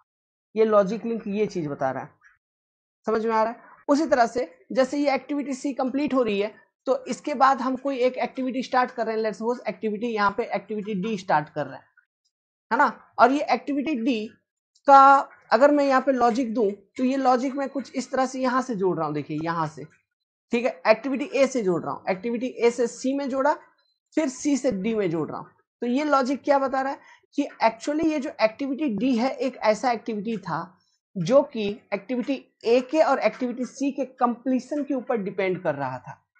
मतलब एक्टिविटी डी को तभी किया जा सकता था जब एक्टिविटी ए आपका कंप्लीट हो गया हो और एक्टिविटी सी आपका कंप्लीट हो गया हो। इसलिए ये लॉजिक आपको इस तरह से दिख रही है, समझ में आ रही है बात। और बाकी यहाँ पे टाइमिंग्स होंगे, जैसे ये पहला दिन मान लीजिए, ये तीसरा, ये कोई 5वां दिन मान लीजिए, ये 8 यहाँ पे लिख दो, क्या दिक्कत है ना। ये activity A B C D, तो ये जो एक बार चार्ट आपको दिख रहा है, this is a linked bar chart. मतलब यहाँ पे बस हम लॉजिक्स को एस्टेब्लिश करते हैं ये लॉजिकल लिंक्स को यूज करके। This is the main factor, main advantage of this particular bar chart. तो हमें ये पता चल जाता है कि कौन सा एक्टिविटी किससे पहले होना चाहिए, कौन सा एक्टिविटी किसके बाद स्टार्ट होना चाहिए, ये अंदाजा यहाँ से क्लियर कट लगने लगती है। समझ में आ रही बात आपको? Note it down. नेक्स्ट, ये एक प्रोजेक्ट मैनेजमेंट का टूल है आपका, जिसको हम बोलते हैं WBS, है ना, वर्क ब्रेकडाउन स्ट्रक्चर। देखिए काफी डिटेल टूल होता है ना।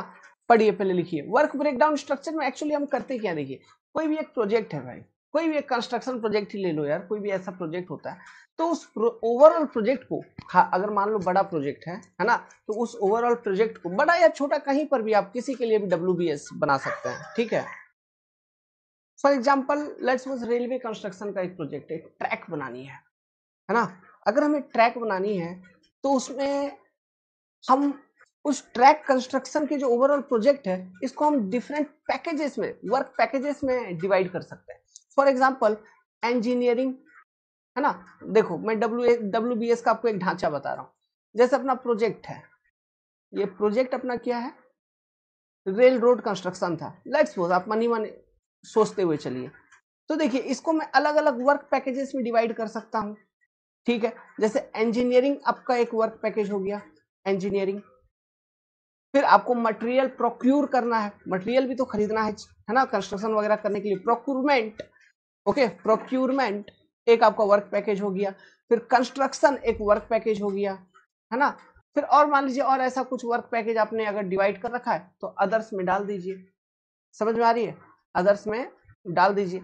अब देखिए, तो ये आप डिफरेंट वर्क पैकेज में बना लिए। इंजीनियरिंग में प्रोक्यूरमेंट, मटेरियल प्रोक्यूरमेंट का एक वर्क पैकेज बना लिए, कंस्ट्रक्शन का एक वर्क पैकेज बना लिए, एंड अदर्स जो भी है, ठीक है, और कोई वर्क पैकेज अगर है तो है। अब इंजीनियरिंग के अंदर अब इसको ना डिकम्पोज करेंगे, अब इसको तोड़ेंगे और डिफाइन करेंगे, है ना। ये मान लीजिए ये है, इसको हम बोलेंगे लेवल 1। लेवल 1 पे आपने ये प्रोजेक्ट को मोटा मोटी इस तरह से रेखांतरित किया है। उसके बाद आप इसको डिकम्पोज करिए, सीक्वेंशियली डिकम्पोज करिए, एक सीरीज में डिकम्पोज करते चलिए। जैसे इंजीनियरिंग में मेन जो बेसिक ऑब्जेक्टिव होगा क्या होगा, इंजीनियरिंग सेक्शन को डिजाइन करना है, फिर प्लान वगैरह बनाने हैं, डिजाइन एंड प्लानिंग डिपार्टमेंट रख देते हैं इंजीनियरिंग के अंदर। मटेरियल प्रोक्यूरमेंट में जो भी मटेरियल्स आपको प्रोक्यूर करना है, उस प्रोक्यूरमेंट के बारे में यहाँ पे लिख दीजिए। जैसे रेलवे कंस्ट्रक्शन में बेसिकली आपको कंक्रीट की जरूरत पड़ रही होगी, है ना, स्टील की जरूरत पड़ रही होगी, बालास्ट की जरूरत पड़ रही होगी, हाँ, कोर फाइन एग्रीगेट की जरूरत पड़ रही होगी, इन सब चीजों को, सीमेंट की जरूरत पड़ रही होगी यार, ब्रिज वगैरह होगा, तो इनको आप लिखेंगे यहाँ मटेरियल में, ओके। प्रोक्यूरमेंट कंक्रीट नहीं, सीमेंट लिख देंगे, तो ये मटेरियल प्रोक्यूरमेंट हो गया। कंस्ट्रक्शन में फिर कंस्ट्रक्शन को, इसको आप फिर तोड़िए, है ना, आप इसको फिर तोड़ेंगे। कंस्ट्रक्शन में क्या तोड़ेंगे, जैसे कि ब्रिज का हो सकता है, ब्रिज का कंस्ट्रक्शन होगा, रोड का कंस्ट्रक्शन होगा, है ना, आपका रेल रूट का, उसका कंस्ट्रक्शन होगा, ये सारा कंस्ट्रक्शन में तोड़ेंगे। अगर में कुछ भी है तो उसको डाल दिए साइड में, जैसे ट्री कटिंग वगैरह को अगर मान लो साइड में डाल दियो, इस तरह से डिफाइन कर दिए। फिर अब ये जो चीज है जैसे ब्रिज कंस्ट्रक्शन, फिर इसको सिक्वेंशियली डिकम्पोज करेंगे कि ये ब्रिज कंस्ट्रक्शन होगा, ठीक है, इसको ये व्यक्ति इसके लिए रेस्पॉन्सिबल है, ठीक है, इतना कॉस्ट इसमें लगना है, सब चीज एकदम डिटेल में डिफाइन किया जाता है। तो जैसे ये लेवल 1 हो गया, ये ग्रीन वाला लिखा हूं लेवल 2 मान लो, है ना, उसके नीचे फिर लेवल 3, उसके नीचे फिर लेवल 4, उसके नीचे फिर लेवल 5, और जैसा जैसा हम लेवल इंक्रीज करते चलेंगे, लेवल 1 से लेवल 5 की ओर मान लो बढ़ते चले, तो लेवल 5 तक में और डिटेल हम उसमें डालते हुए चलेंगे कि ये ब्रिज नंबर है, उसका ये व्यक्ति यहाँ पे इंजीनियर एज ए इंजीनियर काम रहेगा, मतलब काम करेगा, प्लेस रहेगा, है ना, इसके अंडर में अथॉरिटी में होगी, इसकी कॉस्ट इतनी है टोटल, ऐसा। समझ में आ रहा है बात, पूरा डिटेल के साथ पूरे ओवरऑल प्रोजेक्ट को डिकम्पोज कर देंगे। तो ये जो चीज होती है इसको बोलते हैं वर्क ब्रेकडाउन स्ट्रक्चर। ये पेड़ जैसा दिखता है, ट्री जैसा, ट्री लाइक स्ट्रक्चर, है ना, it is a tree like structure. तो वही लिखा हूं, WBS is a sequential decomposition. एक सीक्वेंस में हमें डिकम्पोज करते चलना है प्रोजेक्ट को डिफरेंट फेज में एंड वर्क पैकेजेस में।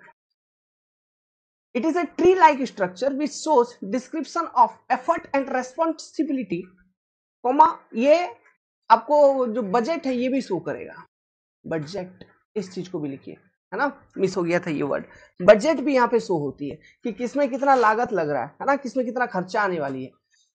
ये जो WBS स्ट्रक्चर हम बनाएंगे, हम किस चीज को ध्यान में रखते हुए बना रहे होंगे, एंड ऑब्जेक्टिव की मुझे अचीव क्या करना है ना। तो WBS structure is formed by considering end objective and breaking it into number of manageable unit. है ना। आप ऐसा भी नहीं कि इतना सारा आप यूनिट अलग अलग बना दो कि उतना सारा यूनिट में उतना मैन पावर रिसोर्सेज वगैरह डिप्लॉय करने में ही आपका हालत खराब हो जाए, तो वो भी कोई यूज का नहीं है। गेस्ट आ गए थे अचानक से मेरे रूम में, ठीक है, हो जाता है यार, कभी कभी घर में लोग आ ही जाते हैं, है ना। और जो आपसे आपको पसंद करते हैं वो आपसे मिलने जरूर आते हैं, तो मैंने उनको बोल दिया 5 मिनट बाद। चलिए देखिए, तो WBS is made for up to maximum 5 level, अधिक से अधिक हम 5 लेवल तक ही डिकम्पोज करते हैं, ठीक है। तो उसी में सारी चीजें इंक्लूड कर दी जाती हैं, ऐसा नहीं है। Okay, as level increases detailing increases, ठीक है। तो नंबर ऑफ मैनेजेबल यूनिट, मतलब ऐसे यूनिट आप बनाइए जिसको आप मैनेज कर सकते हैं अलग अलग इंडिपेंडेंटली, है ना। सभी यूनिट के लिए अलग अलग प्रोजेक्ट मैनेजर वगैरह असाइंड होंगे, रेस्पॉन्सिबल अथॉरिटी असाइंड होंगे, जिसमें जितना लागत लगना है वो सब चीजों चीजों को भी आप मेंशन करेंगे, ठीक है। तो इस तरह के ट्री लाइक स्ट्रक्चर जो हम बनाते हैं, okay, in for management of the project, इसी को हम बोलते हैं वर्क ब्रेकडाउन स्ट्रक्चर, WBS। आप ये जो WBS है, WBS डिकम्पोजिशन किसी भी प्रोजेक्ट के लिए कर सकते हैं, छोटा छोटा, जैसे हाउस कंस्ट्रक्शन है, अगर जैसे मेरे को घर बनानी है, तो इसके लिए भी हम इसको एज ए प्रोजेक्ट कंसिडर करके इसका वर्क ब्रेकडाउन कर सकते हैं। या फिर मान लो जैसे कि मुझे एक नया कार खरीदना है, ठीक है, मेरा प्रोजेक्ट क्या है, एक नया कार खरीदना, इसको एज ए प्रोजेक्ट सोच के मैं अलग अलग मैनेजेबल पैकेज में डिवाइड करके, देखो सोचने वाला कुछ भी सोच सकता है और किसी को भी प्रोजेक्ट बना सकता है। या फिर आप किसी एक इंडिपेंडेंट चीजों के लिए, जैसे रिसोर्स को, मतलब एक प्रोजेक्ट में जो लगने वाली रिसोर्सेस हैं उसके लिए अलग वर्क ब्रेकडाउन बना सकते हैं। फॉर एग्जांपल जो प्रोजेक्ट है, ठीक है, लेट्स सपोज मैं एक ट्री स्ट्रक्चर बना ही देता हूँ, इसका WBS। देखिए एक प्रोजेक्ट है, इसमें रिसोर्सेस के लिए हम बना रहे हैं, रिसोर्सेस, ठीक है, रिसोर्सेस के लिए, किसके लिए ये WBS है, रिसोर्सेस के लिए। तो देखिए रिसोर्सेस में, देखिए प्रोजेक्ट में जब भी आपको एक प्रोजेक्ट करेंगे उसमें अलग तरह के लाइसेंस एक्वायर किए जाते हैं, है ना। तो लाइसेंसेस,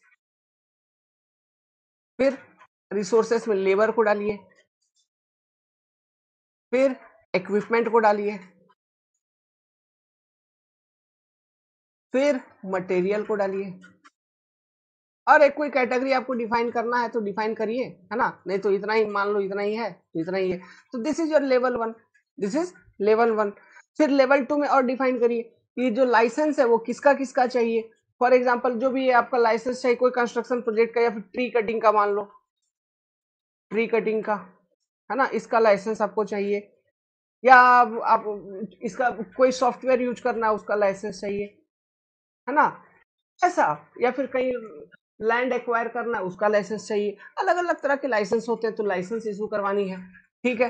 फिर लेबर में आपको, आप यहाँ पे डिफाइन करिए लेवल 2 में कि लेबर में आपको क्या चाहिए, मेन कौन कौन से लेबर आपको चाहिए। फॉर एग्जांपल मैं आपको यहाँ पे तीन तीन कैटेगरी में डिफाइन कर देता हूँ, मान लो जैसे कोई रेलवे कंस्ट्रक्शन प्रोजेक्ट है, इसी में तो लेबर में मेरे को सिविल इंजीनियरिंग के एक डिपार्टमेंट चाहिए होगा, मैकेनिकल इंजीनियरिंग का एक डिपार्टमेंट बेसिक चाहिए होगा, इलेक्ट्रिकल इंजीनियरिंग का एक डिपार्टमेंट बेसिक चाहिए होगा, ठीक है।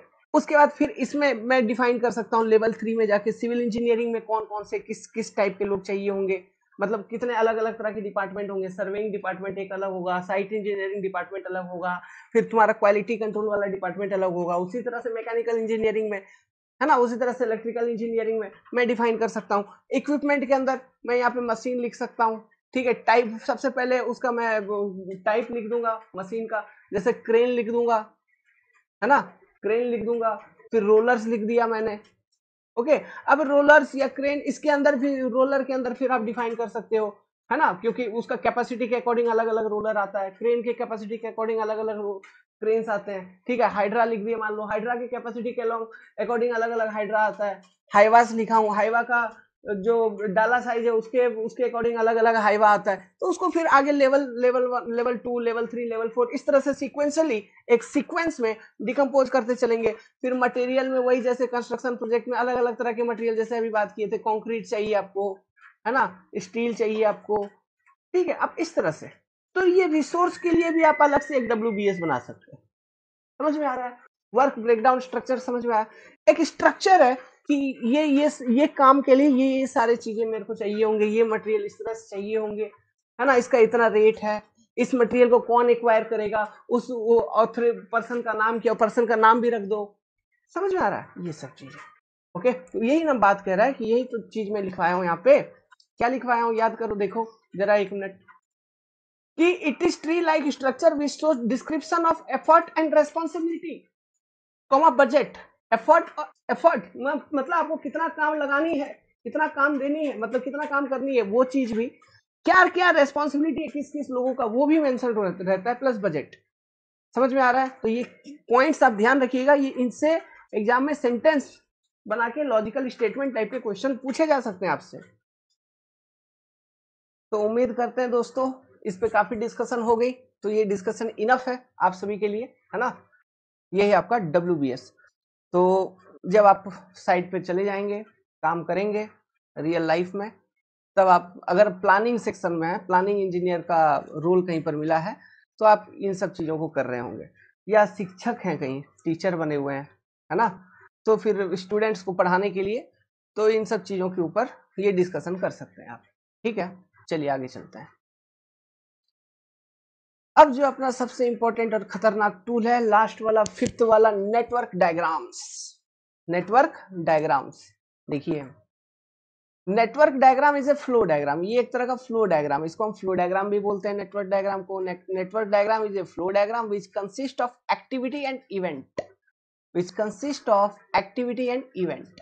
अब ध्यान दो, आपको मैंने एक्टिविटी का मतलब समझा दिया, इवेंट का मतलब समझा दिया है। एक्टिविटी मतलब कोई एक्टिविटी, जैसे construction of brick wall, it is an activity. ठीक, अगर मैं बोलूं construction of brick wall started, ये एक इवेंट हो गया। Construction of brick wall completed, ये एक इवेंट हो गया, है ना। तो network diagram is a flow diagram which consist of activity भी रहता है इसमें, इवेंट भी रहता है, related to project in logical and sequential manner, एक लॉजिक एंड एक सीक्वेंस के तहत, एक सीक्वेंस में, टू कंप्लीट द प्रोजेक्ट। ठीक है, it is modification of milestone chart and bar chart in which all the limitations are eliminated। ये और कुछ नहीं बल्कि जो हमने माइलस्टोन चार्ट और बार चार्ट देखा था, ये उन्हीं का डेवलपमेंट है, मॉडिफिकेशंस है, जिनमें जिसमें क्या किया गया है, उनके जो लिमिटेशंस थे वो सभी लिमिटेशंस को एलिमिनेट कर दिए गए। ठीक है, कितने तरह के नेटवर्क डायग्राम होते हैं हमारे पास? जनरली दो तरह के नेटवर्क डायग्राम होते हैं, जो कि अभी हम तुरंत देखेंगे। AOA नेटवर्क डायग्राम, जिसको हम बोलते हैं एक्टिविटी ऑन एरो ऑफ, नहीं सॉरी, इसको ऑन करिए, activity on arrow. AON activity on node, arrow मतलब ऐसा, दिस इज योर एरो। ठीक है, इसको तो एक्टिविटी को हम शो करेंगे यहाँ पे एरो पे, किसमें? AOA नेटवर्क डायग्राम में। AON जो होता है उसमें एक्टिविटी ऑन नोड शो किया जाता है, मतलब ये एरो हो गया नेटवर्क डायग्राम का, तो यहाँ पे होंगे, है ना, node, this are your node, इसको हम बोलेंगे नोड। तो इन नोड्स के ऊपर हम एक्टिविटीज को शो करेंगे। ठीक है, यहां पर मैं लिखूंगा लेट्स सपोज एक्टिविटी 1, फिर ये एक्टिविटी 2, है कि नहीं। और ये जो एरो है और उसका जो डायरेक्शन है, ये शो कर रहा है, ये एक लॉजिकल रिलेशनशिप एस्टेब्लिश कर रहा है एक्टिविटी 1 और एक्टिविटी 2 के बीच में। Is it clear?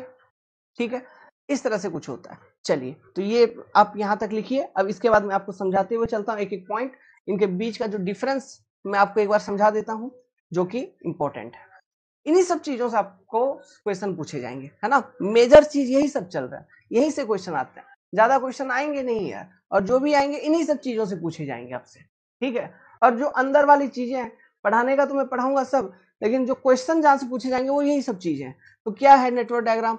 It is a flow diagram, इसको हम फ्लो डायग्राम भी बोलते हैं, विच कंसिस्ट ऑफ क्या, एक्टिविटी और इवेंट उसमें रहते हैं, रिलेटेड टू प्रोजेक्ट, है ना, उस प्रोजेक्ट में जितने भी एक्टिविटी और इवेंट है वो इसमें रहते हैं, जो कि एक लॉजिकल और सिक्वेंशियल मैनर में अरेंज्ड होते हैं, है ना।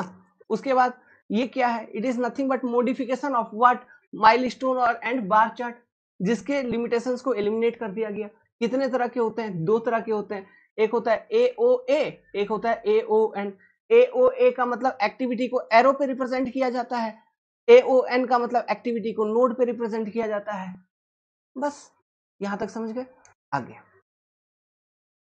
अब देखिए, इस तरह का एक टेबल बना लीजिए जिसमें हम लिखेंगे इन दोनों के बीच का डिफरेंस पॉइंट बाय पॉइंट, है ना, जो कि बहुत इंपॉर्टेंट टेबल है आपका इस सब्जेक्ट का, है ना। ये बहुत इंपॉर्टेंट टेबल है। AOA नेटवर्क डायग्राम और AON नेटवर्क डायग्राम, समय देते हुए बहुत अच्छे तरीके से इसको समझिए। AOA नेटवर्क डायग्राम में एक्टिविटी को कहां रिप्रेजेंट करते हैं, जैसे कि मैंने बोला एरो के ऊपर। AON नेटवर्क डायग्राम में एक्टिविटी को कहां रिप्रेजेंट करते हैं, नोड के ऊपर। सबसे पहला डिफरेंस तो यही हो गया, ठीक है। तो ये इस तरह से बना लीजिए, ये एरो होगा, यहां पे एक्टिविटी को आप शो कर रहे होंगे, ठीक है। एक्टिविटी से रिलेटेड उसका एक्टिविटी टाइमिंग वगैरह कुछ होता है तो वो एरो पे ही लिखेंगे हम लोग, है ना। और ये होंगे इसके नोड, ओके। तो ये जो डायग्राम है इसमें ये एक्टिविटी और ये जो नोड्स हैं, ये नोड्स बेसिकली इवेंट को शो करता है। इवेंट मतलब एक्टिविटी का स्टार्ट और एक्टिविटी का कंप्लीशन, ओके। AON में क्या होता है, ये नोड हो गए तो नोड के ऊपर ही आप एक्टिविटी को शो कर देंगे, ठीक है। नोड के ऊपर ही आप एक्टिविटी को, तो लेट्स सपोज ये एक्टिविटी 1, ये एक्टिविटी 2, और ये नोड के ऊपर ही, है ना। जो नोड है यहाँ पर इस तरह से जो नोड बनाए हैं, यहीं पर एक्टिविटी टाइमिंग वगैरह को शो किया जाता है, एरो पर नहीं, नोड पे ही एक्टिविटी टाइमिंग वगैरह को शो किया जाता है, ओके। जब हम बनाएंगे ना कंप्लीट डायग्राम वगैरह, जब हम सॉल्व करेंगे चीजों को, तब आपको और क्लैरिटी मिलेगी। लेकिन एक बेसिक डिफरेंस अभी लेते हुए चलिए। जो सेकेंड इंपॉर्टेंट डिफरेंस है, वो सेकेंड इंपॉर्टेंट डिफरेंस है आपका event are represented by nodes, है ना। जैसे कि मैंने बोला था AOA में क्या, एक्टिविटी को एरो पे, तो इवेंट को नोड्स पे रिप्रेजेंट किया जाता है। और इवेंट को जो आप बना सकते हैं, देखिए जैसे पहले वाले में मैंने सर्कुलर बनाया था, तो आप सर्कुलर बना सकते हैं, या अंडा जैसा बना सकते हैं, ओवल जिसको बोलते हैं, या स्क्वायर बना सकते हैं एक, है ना, या रेक्टेंगुलर बना सकते हैं एक। किसी भी शेप से आप इवेंट को शो कर सकते हैं। यहाँ लिख लीजिए सर्कुलर है ये, या ये ओवल लिख लीजिए, है ना, ये स्क्वायर लिख लीजिए, ये रेक्टेंगल लिख लीजिए। किसी भी शेप से आप इवेंट को शो कर सकते हैं, दैट इज नोड को शो कर सकते हैं। लेकिन AON नेटवर्क डायग्राम में इवेंट के लिए कोई जगह नहीं है, there is no place for event. मतलब यहां से एक चीज और निकल जाएगा, एक स्टेटमेंट, कि AOA नेटवर्क डायग्राम जो है it is event oriented, but AON network diagram ये इवेंट ओरिएंटेड नहीं होता है। ये डिफरेंस भी यहाँ से मिलता हुआ चलेगा, क्योंकि इसमें जब इवेंट के लिए, इवेंट को शो करने के लिए जगह ही नहीं है, तो इवेंट ओरिएंटेड हुआ क्या, नहीं, है ना। तो आप यहाँ से तीसरा डिफरेंस ये लिख सकते हैं, तो लिखिए, ओके। तीसरा डिफरेंस तो मैंने बता ही दिया था। चौथा डिफरेंस बहुत इजी है, लिखिए, ध्यान रखिएगा कि कंपैरेटिवली अगर तुलनात्मक रूप से देखें, मतलब AOA और AON नेटवर्क डायग्राम को आपस में तुलनात्मक रूप से देखा आपने, तो ये पाएंगे कि जो AOA नेटवर्क डायग्राम है, ये अगर एक बार बन जाती है तो इसको फिर बाद में मॉडिफाई करना थोड़ा सा डिफिकल्ट होता है एज कंपेयर टू AON। लेकिन यही इट इज कंपैरेटिवली, अगर AON का बात करें, it is comparatively easy to modify AON network diagram. समझ में आई बात, ठीक है, आसान। ये डिफरेंस देखिए पूछे जाते हैं एग्जाम में, फिफ्थ वाला बहुत इंपॉर्टेंट है। AOA नेटवर्क डायग्राम में हम डमी एक्टिविटी का यूज करते हैं, ध्यान से ये नाम को याद रखिएगा, है ना। आगे डिफरेंट टाइप ऑफ एक्टिविटी जब हम डिस्कस करेंगे उसमें ये डमी एक्टिविटी हम डिस्कस करेंगे। AOA नेटवर्क डायग्राम में डमी एक्टिविटी का यूज किया जाता है to establish logical relationship between different activities. मान लीजिए जैसे हमको लॉजिकल रिलेशनशिप यहाँ तो एस्टैब्लिश करना है ना, ये एक्टिविटी के बाद वो एक्टिविटी शुरू होना है, इसके बाद उसके बाद ये, ऐसा जो ये रिलेशनशिप एस्टैब्लिश करनी है। मान लीजिए कभी किसी दो एक्टिविटी के बीच में कोई रिलेशनशिप बन नहीं पा रही है ठीक से, है ना, या बनाने में दिक्कत आ रही है, नेटवर्क की कंपोजिशन में दिक्कत आ रही है, उसके रूल के अकॉर्डिंग नहीं बैठ रही है, तो फिर वहां पे हम डमी एक्टिविटी का इंट्रोडक्शन करते हैं। डमी एक्टिविटी एक्चुअली एक कुछ होता नहीं है ना, डमी है, जीरो एक्टिव, बस एक नेटवर्क को करेक्ट करने के लिए, ग्रामेटिकली नेटवर्क डायग्राम को करेक्ट करने के लिए इन एक्टिविटीज का बेसिकली यहाँ पे यूज हो रहा है ना, to establish logical relationship between different activity. तो इस चीज को ध्यान रखिएगा। लेकिन AON नेटवर्क डायग्राम में डमी एक्टिविटी के लिए कोई जगह नहीं है, क्योंकि हम यहाँ तो एक्टिविटी को नोड पे रिप्रेजेंट करते हैं, एरो पे रिप्रेजेंट ही नहीं करते हैं। समझ में आ रहा है? AON नेटवर्क डायग्राम में डमी एक्टिविटी के लिए कोई जगह नहीं होता बेसिकली, क्योंकि हम यहाँ पे AON नेटवर्क डायग्राम में जो एक्टिविटी है उसको नोड पे रिप्रेजेंट करते हैं, एरो पे नहीं, है ना। Point number difference number 6। देखिए हमारे पास जो प्रोजेक्ट मैनेजमेंट के मैथमेटिकल टूल हैं अभी जो हम पढ़ेंगे, उसमें दो तरह के टूल हैं, एक तो पर्ट मेथड है, दूसरा CPM मेथड है। तो जो AOA नेटवर्क डायग्राम है, ठीक, नेटवर्क डायग्राम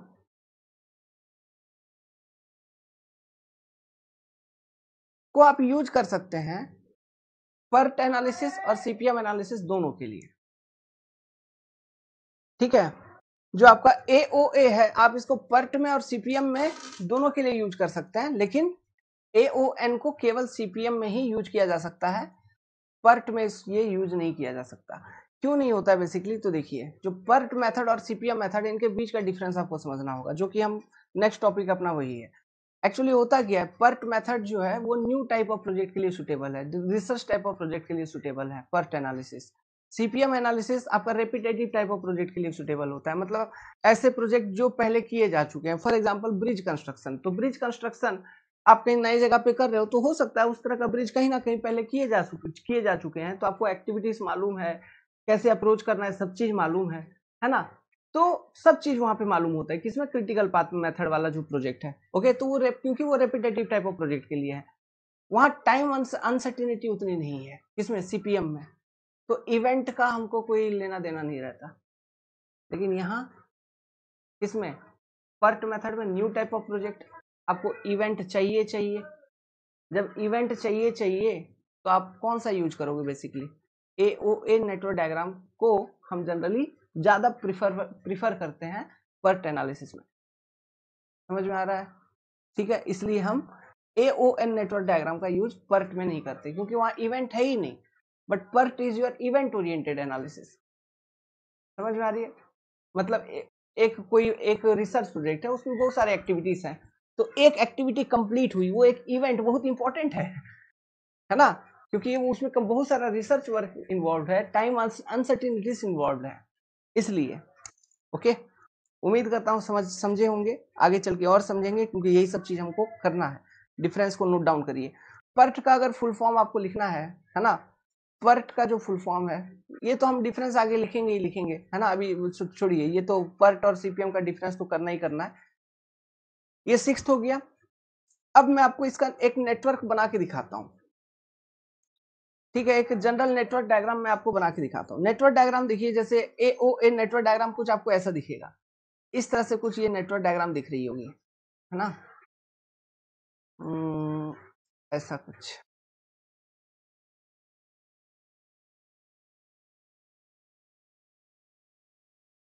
एक मिनट।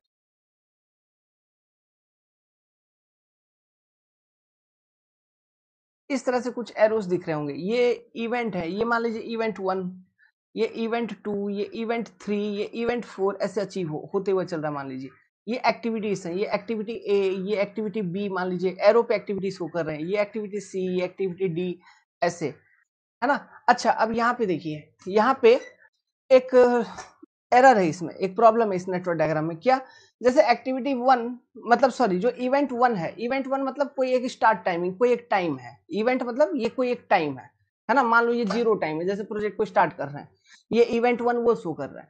तो इवेंट 1 से आपने दोनों एक्टिविटी को साइमल्टेनियसली स्टार्ट कर दिया, किसको, एक्टिविटी A और एक्टिविटी B को, ठीक है। फिर एक्टिविटी A खत्म हुआ तो इवेंट 2 हुआ, तो एक्टिविटी A खत्म हुआ तो इवेंट 2 हुआ, तो वहां से फिर एक्टिविटी C स्टार्ट हो रही है। फिर एक्टिविटी B खत्म हुई तो इवेंट 3 हुई, फिर यहां से एक्टिविटी D स्टार्ट हो रही है।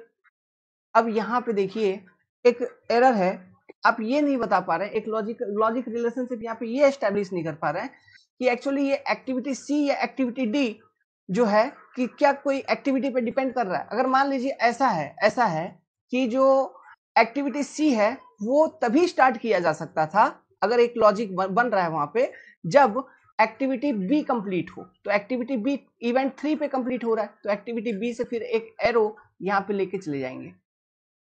समझ में आ रहा है, तो ये जो एरो ये ग्रीन कलर का मैं शो कर रहा हूं, it is a dummy activity, ये कोई रियल एक्टिविटी है नहीं, बस लॉजिक रिलेशनशिप एस्टेब्लिश करने के लिए हमने इसमें यूज किया है ना। It is a dummy activity. और लॉजिक रिलेशनशिप क्या, वो ये कि हम ये कहना चाह रहे हैं कि एक्टिविटी C एक्टिविटी A के कंप्लीशन के बाद स्टार्ट होगा, वो सही बात है, लेकिन एक्टिविटी B का भी कंप्लीशन जरूरी है ना।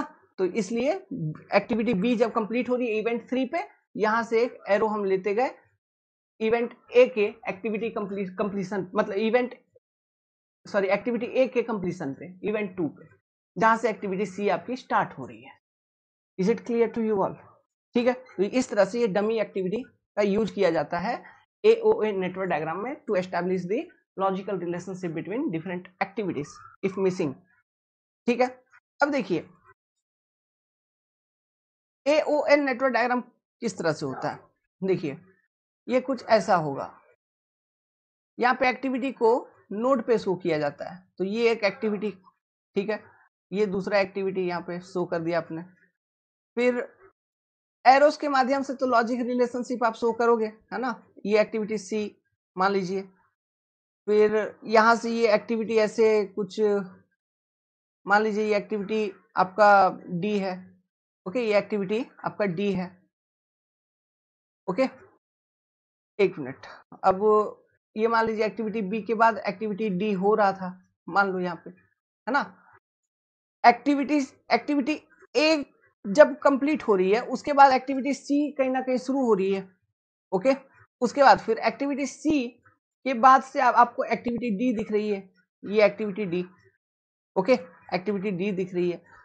फिर यहां से एक एरो आप डाल दीजिए कनेक्ट करता हुआ, समझ में आ रहा है। तो ये एक नेटवर्क डायग्राम। अब देखो इसका स्टार्टिंग और एंडिंग नहीं दिख रहा है, तो एक हम यहाँ पे फॉल्स स्टार्ट टाइम और एंड टाइम शो करने के लिए दो एक्स्ट्रा नोड हम शो कर देंगे, है ना। Let's suppose this is your S0 activity starting, है ना, this is your F0 that is finishing, start और फिनिश को शो करने के लिए। इस तरह से कुछ ये AON नेटवर्क डायग्राम आपको दिखता है। या फिर ऐसा करिए, आप यहाँ पे ये एरो मत दिखाइए, है ना, C to D में एरो मत दिखाइए, ऐसे कर दीजिए। अब देखिए यहाँ पे क्या लॉजिक यूज किया गया, ये एरो के माध्यम से लॉजिक यूज किया गया। देखिए एक्टिविटी ए और एक्टिविटी बी को आपने एक साथ स्टार्ट कर दिया, है ना। एक्टिविटी ए जैसे ही खत्म हुआ आपने फिर क्या स्टार्ट कर दिया था, एक्टिविटी सी, तो वो एक्टिविटी सी चल रही थी। फिर एक्टिविटी ए और बी दोनों ही जैसे खत्म हुए, है ना, तो एक्टिविटी डी स्टार्ट हुई थी, फिर वो डी चल रही होगी, वो खत्म हुई। फिर जब एक्टिविटी सी डी दोनों खत्म हो गए तो यहाँ पे फिनिशिंग हमने कर दिया ये लाइन को दिखाते हुए। फिर अब एक फिनिश टाइमिंग तो दिखाना है ना, तो वो फिनिश टाइमिंग दिखाने के लिए F0 एक हमने दिखा दिया। इस तरह का बनाया जाता है AON नेटवर्क डायग्राम, ओके। जब हम क्वेश्चन सॉल्व करेंगे, ठीक है, तो स्टेटमेंट्स वगैरह जो क्वेश्चंस के रहेंगे उसको यूज करके जब हम समझेंगे, है ना, तब आप और समझ जाएंगे अच्छे तरीके से। अभी ये बना लीजिए, इस तरह का आपका डायग्राम बनता है। वेल तो इसी के साथ इस पर्टिकुलर क्लास को, जो इंट्रोडक्शन क्लास था आपका स्टार्टिंग का, इसको मैं यहीं पे समाप्त करता हूँ। इसके आगे हम लोग नेक्स्ट टॉपिक के अंदर CPM एंड PUT के बीच का डिफरेंस स्टार्ट करेंगे, ठीक है। All the best.